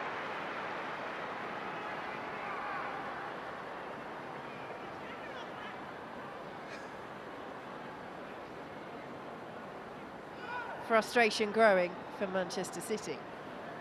At times, I think we saw when they come out of the half, they went a little bit more direct with Chloe Kelly, and she was getting good deliveries into the box. And since that changed, when they brought Rasso on, and Rasso has similar attributes, she's somebody that can get in behind fullbacks. They just haven't used the same, distribution in terms of turning this Aston Villa back line, facing their own goal. And they've gone back to what they were doing in the first half, where everything was in front of Aston Villa. Quite comfortable for Villa, but they ran out of ideas. It's frustration. You can see here, Hemp has every opportunity to go for the ball. It's still loose. Hampton didn't have it in her hands, so a striker's instinct is to go for the ball and try and attack it. So I don't think there was much in it there from Hemp. Hampton's probably being a little bit smarter. We talk about concentration, slowing the game down a little bit, giving the players opportunity to take a rest. An opportunity for fresh legs now for Aston Villa. Emily Gielnik, one of those players about to enter the field, along with Freya Gregory and Alicia Lehmann, Laura Hilda Brown, the players to make way. Lehmann it was who got things underway for Aston Villa. So if you are Carla Ward now, Farrah, you spoke about the openness of this game. Do you try and shut up shop, or is that a departure from the game plan that has served you so well in this match? I think if we go off Aston Villa history, when they've done that in previous seasons, they've really struggled. When they've tried to sit in and defend deep, they've struggled and ended up conceding. So I think the game plan suited them. I think still they have to pick their moments. They have to stay compact like they have done the whole game and pick their moments to press now. They brought some fresh legs on in wide areas, which I think will benefit them in this last 15 minutes. It is just their third season as a fully professional club, their third season in the WSL. They finished 9th last campaign, but what a statement this would be, and what a statement it would be about Manchester City and the impact of those summer departures. Fowler, though, one of the new arrivals, has impressed since coming on. But the narrative just keeps changing. It's changed so many times this afternoon. At 2-0 down, you're saying early doors, but crisis at City. At 3-2, you're saying there's the character, there's the answer. 4-3 down. What's the story now? What's it going to be? Who knows, but Aston Villa in a driving seat. I think this afternoon, just Man City have never, for me, have never felt in control. Just looking on the eye, I've never felt like Manchester City at any point have controlled the game. Yes, they got themselves back into the game, and that showed some character within the team. But in terms of being in control, I've always felt like Aston Villa have known what they were doing. And they've lost control here. Here is Gielnik just off the bench. Hansen now, could it get better for Aston Villa? Not this time.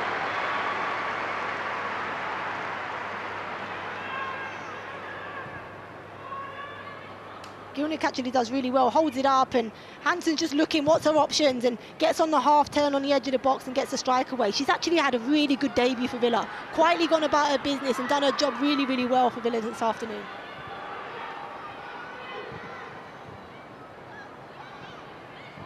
Here come Manchester City. Morgan, oh, decent try. Hampton had it covered.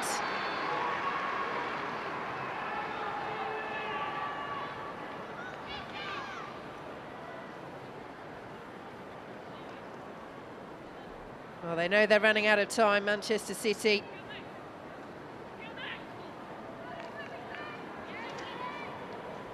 And he knows that ever so well.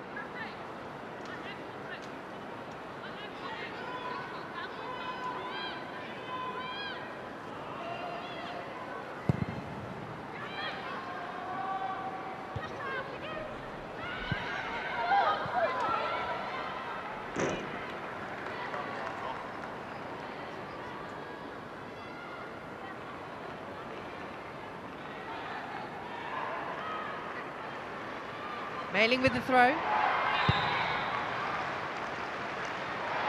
Aston Villa with the free kick.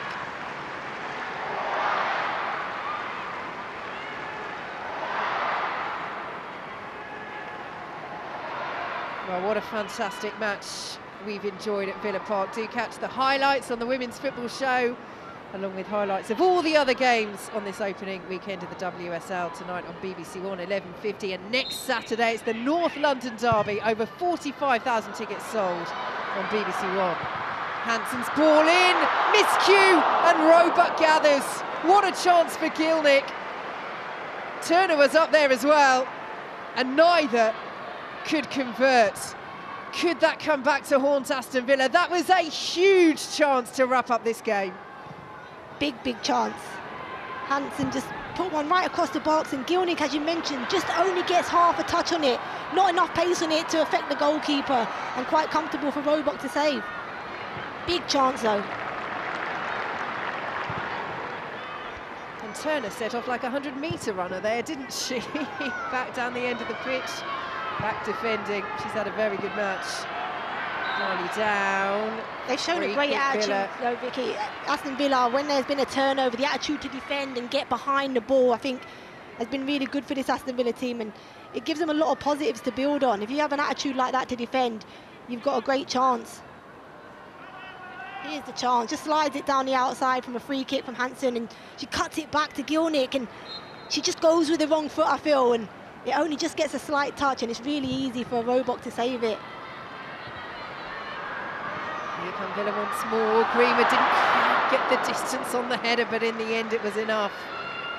But anticipated once more. Daly saw Roebuck off a line. Another big chance for Villa. It was the right decision, it was the wrong execution. Again, it's that press in midfield, everything that goes in there, you can see here. Roebuck just throws it in to Coombs in midfield, and Rach Daly just sees the press. She could have took a little bit more time. I feel like she rushed it a little bit. It was a great initial press, and she'll be disappointed that, you know, she didn't compose herself before striking. Yep, seeing it back, all she needed was the composure. Huge chance. And Villa, if they don't find this first victory in the WSL against Manchester City this afternoon, will feel, on the basis of the last 5 minutes, they only have themselves to blame.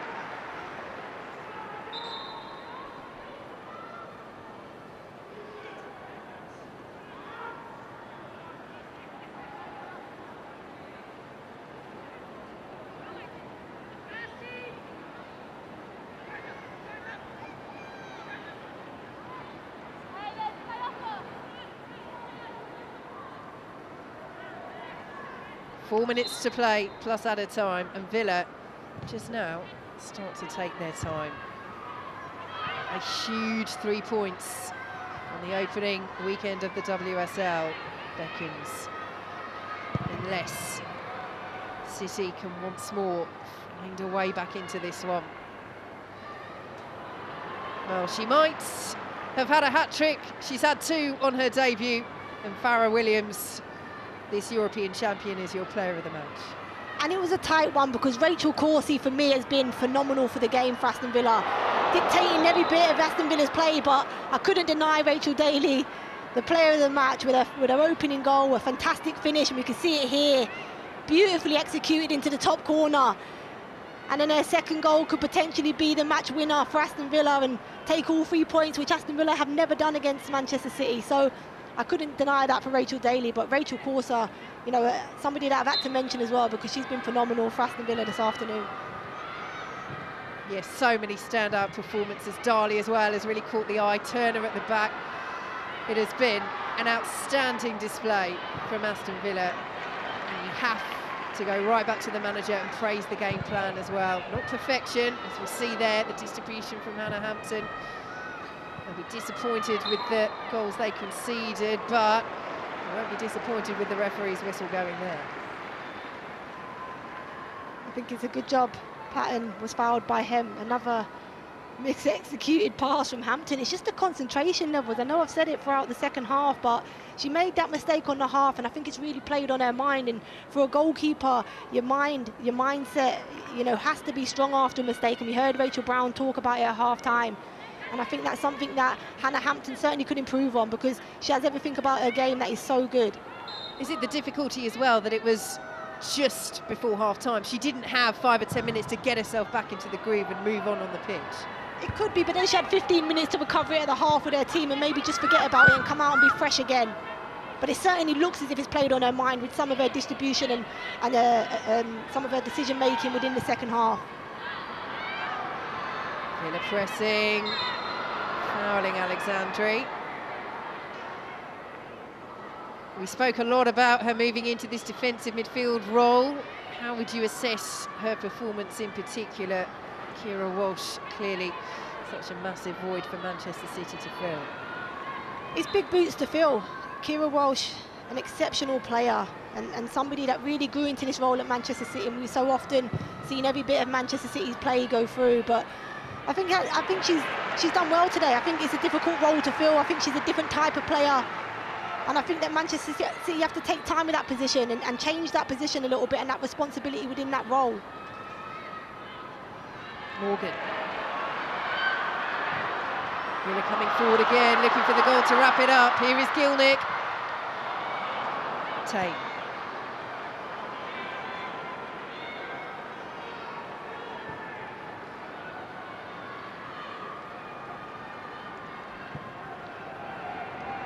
Stokes. Is there time for Manchester City to stage a late comeback, having fought back from 2-0 down and find themselves 4-3 down? And it's Villa at the moment who are looking the more dangerous. Almost win it back once again.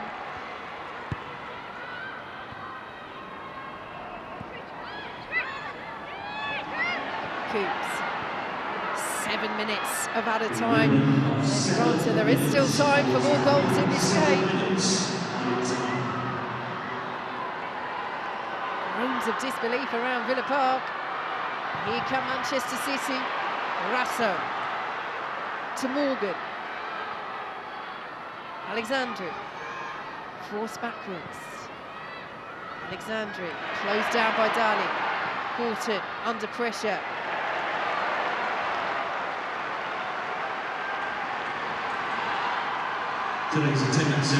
Attendance of nearly 7,000 roaring on Aston Villa in these final stages, on the brink of some history in the WSL for them. Never before have they taken so much as a point off Manchester City in this competition. They've lost all 4 WSL games against these opponents, scoring none, conceding 17. They've scored 4 today. Will it be enough for the 3 points? You'd like to think if you scored 4 goals against a Manchester City team, you're going to win the game, but there's still 6 minutes to play here, and Aston Villa are going to need all 7,000, you know, cheering them on through these 5 minutes, because they've given absolutely everything this afternoon, and they would be deserving of the win. I think they've been phenomenal. You know, every player has given everything and left everything out on the field, and that's all you can ask. And they will deserve the win, I believe. They've risen to the occasion, very much so.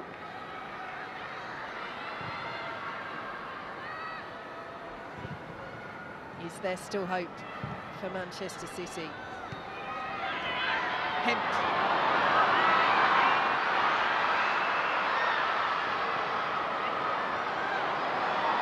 Just about keeps her footing.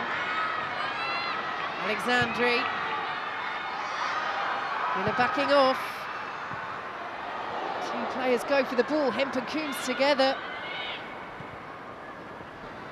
Stokes will win it back. Dispossessing Hansen. Castellanos, deflection. Manchester City corner, it's not over yet. It's not, and we've seen Manchester City score from a set piece early in the second half. Castellanos places the ball down. Greenwood's one of those up from the back. Castellanos with the delivery, it's poor, it's away by Villa. Castellanos keeps it in. Again hits the first player and Villa can counter. Just the full forward this time. But here is Hansen, look at the space. Is it corner ball time? I think the answer is yes.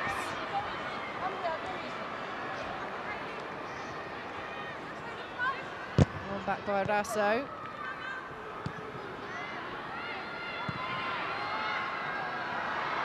Time ticking away for Manchester City. Hemp ghosts past Malin. Morgan won't keep it in. And the cracks are showing.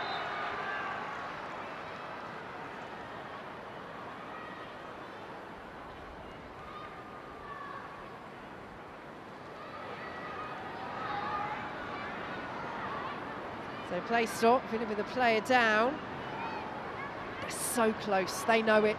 Villa Park can taste it. They are so close. Rach Daly's probably buying her team a little bit of time here. She's run her socks off all afternoon. So she'll just be delaying it, I think. Allowing her team a little bit of a breather. Got another 3 or 4 minutes yet to defend this Manchester City team, but they've given everything. How much would a statement, how much of a statement would it be this for Carla Ward's side? I think a big statement, but also for Manchester City, I think they're a little bit unknown. I think coming into the season, we're so used to seeing Manchester City compete and challenge year on year for trophies. But with losing so many key players, nobody knows what to expect from them this year, and they're in a transition and a rebuilding phase now. So it would be a massive win for Aston Villa, and certainly for Carla Ward, something to build on for the rest of the season.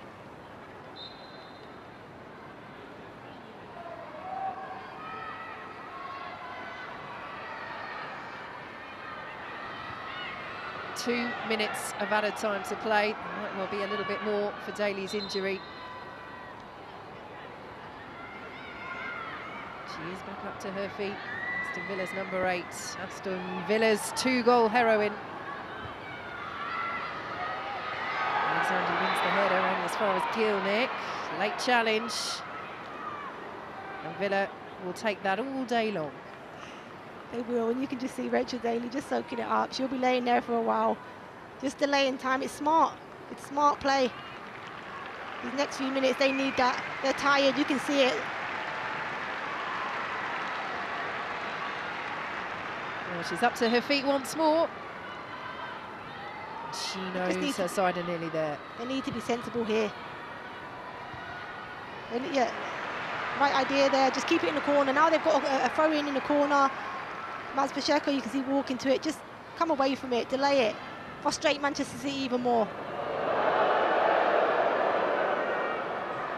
A little jeer as that ball back from Hayley Rasso for the Villa throw. Just had a little bit more anger in it perhaps than was necessary, but you can understand City's frustration to come from 2-0 down to lead by 3 goals to 2. And to find themselves trailing 4-3. Those questions are not going away. Oh, they thought they had a corner there, Aston Villa. It's not.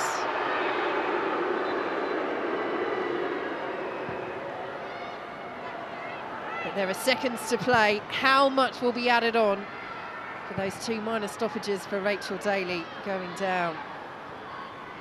Is it enough time for City? Or have they run out of time?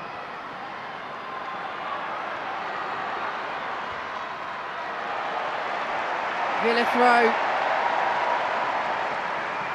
They can feel it. They're almost there. And Gilnick's done really well there. Just continued that press that we saw from Rachel Daly. Rachel Daly's obviously gone back into the midfield area, but she's continued that press, kept Alex Greenwood under pressure, and won her team a throw-in down in this corner. They're only moments away from a victory here. I think they can feel it. Hemp gets the foot in for City. The clearance is roared by Villa Park.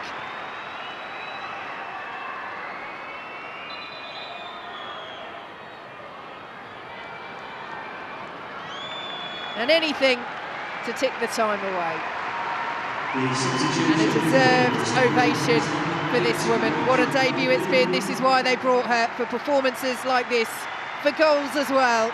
And she's provided both. She's done exactly that, and she'll be soaking this up. She'll be enjoying this moment. You know, what looks like the match winner, and a fantastic opening goal for Rachel Daly as well. Number 60, Olivia McLaughlin. She is replaced by Olivia McLaughlin. Seconds away, Aston Villa.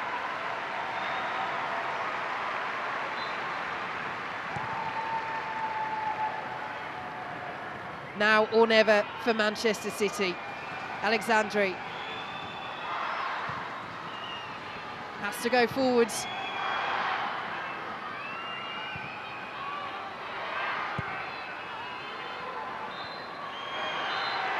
And that's it! WSL history for Aston Villa. For the first time, they take points off Manchester City in this competition, and they do it in style with all three. 4-3 victors. And the questions, the queries, the scrutiny around Manchester City will continue. So many high-profile departures at such a high-profile club. They lose the opening game of a WSL season for the first time since 2014. It finishes at Villa Park. Aston Villa 4, Manchester City 3.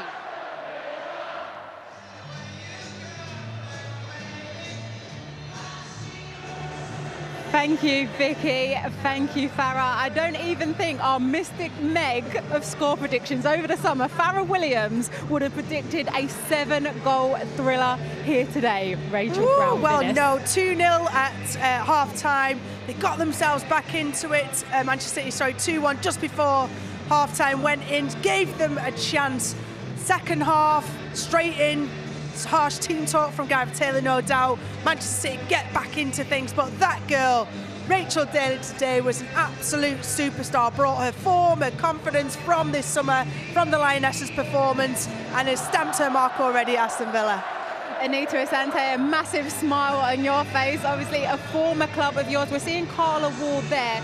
Just how impressive were you? How impressed were you with the Aston Villa today? The character, the aggression in the first half, but then the character to come from behind and get that win. Well, this was a complete Aston Villa performance today, from back to front. You know, the defence was solid. The attacking line, you know, they were aggressive in their pressurising game, and they really capitalised on those counter-attacking moments. And they fully deserved the win in the end for me, and you know, couldn't be happier for the team. Anita, the first time they've taken all 3 points from the Manchester City team. Yeah, they've created history today for the club. You know, you can hear the roar of the fans and the atmosphere, and you know, it's a great performance all round. And Rachel Daly, you know, led the line wonderfully from the front, and her connection to Lehman was emphatic. An historic win on the pitch, and an historic crowd as well. Over 6,000 here in attendance, watching their team to victory. Rachel Brown-Finnis, where do Manchester City go? A lot of questions coming into this game, and Aston Villa really exposed them. They absolutely did. I mean, the spine of Aston Villa's team, the players that they brought in, players like Farah Williams mentioned, in commentary, like Danielle Turner, Kenza Darley, central to that. Rachel Corsie had an excellent game. The spine of the team was up against, you know, a broken spine of Manchester City's team, a spine that had been taken apart with players leaving left, right and centre. And we mentioned before the game that the performance would be, you know, Gareth Taylor's performance would be about what the team do today, and it wasn't massively convincing. Okay, well, we spoke a lot about her leaving stateside, coming back home to the WSL, a big game player in the summer, and she was a match winner today. Let's take a look at the winning goal, Anita. Well, yeah, it was just a brilliant piece of front, you know, attacking play from Aston Villa, because they committed numbers and Rachel Daly held up the ball so well to lay it off into the flank there and carries her run into the box. But what's so impressive is her movement and timing. She, you know, she just coasts into that central area and is able to just tap it home. I know, Rachel, you're going to question the goalkeeper on this one as well. Could have done better. Not just on this one, on numerous occasions at both ends of the pitch, both Hannah Hampton and Ellie Roebuck. And this one was one that Ellie Roebuck will be disappointed with not holding. In fact, she just palms it into an area. You know, she should have held it end off. She's not parrying that. She's attempting to hold it. Doesn't, and leaves it on a plate. Brilliant overlap from Kirsty Hanson as well, by the way. Actually, let's stay, because it's a Rachel Daly day as well, because she scored a screamer in the first half, Anita. Oh yeah, it was a brilliant finish off a set piece finish. Was the first player in the box to come alive, and as you see here, she just finds herself in acres of space in the box and is able to have the composure to just curl that ball back into towards the top post. And you know, it's a fantastic finish, and it really symbolises what kind of impact a player like Rachel Daly has for this Aston Villa team. And to think she was playing left back in the summer, and here she is scoring screamers like that, Rachel. I mean, fullbacks do that all the time, right, Al? She's clever though. She hangs out, finds the space between the two lines of defence and finds that space, and then when she gets the chance, it's it first time.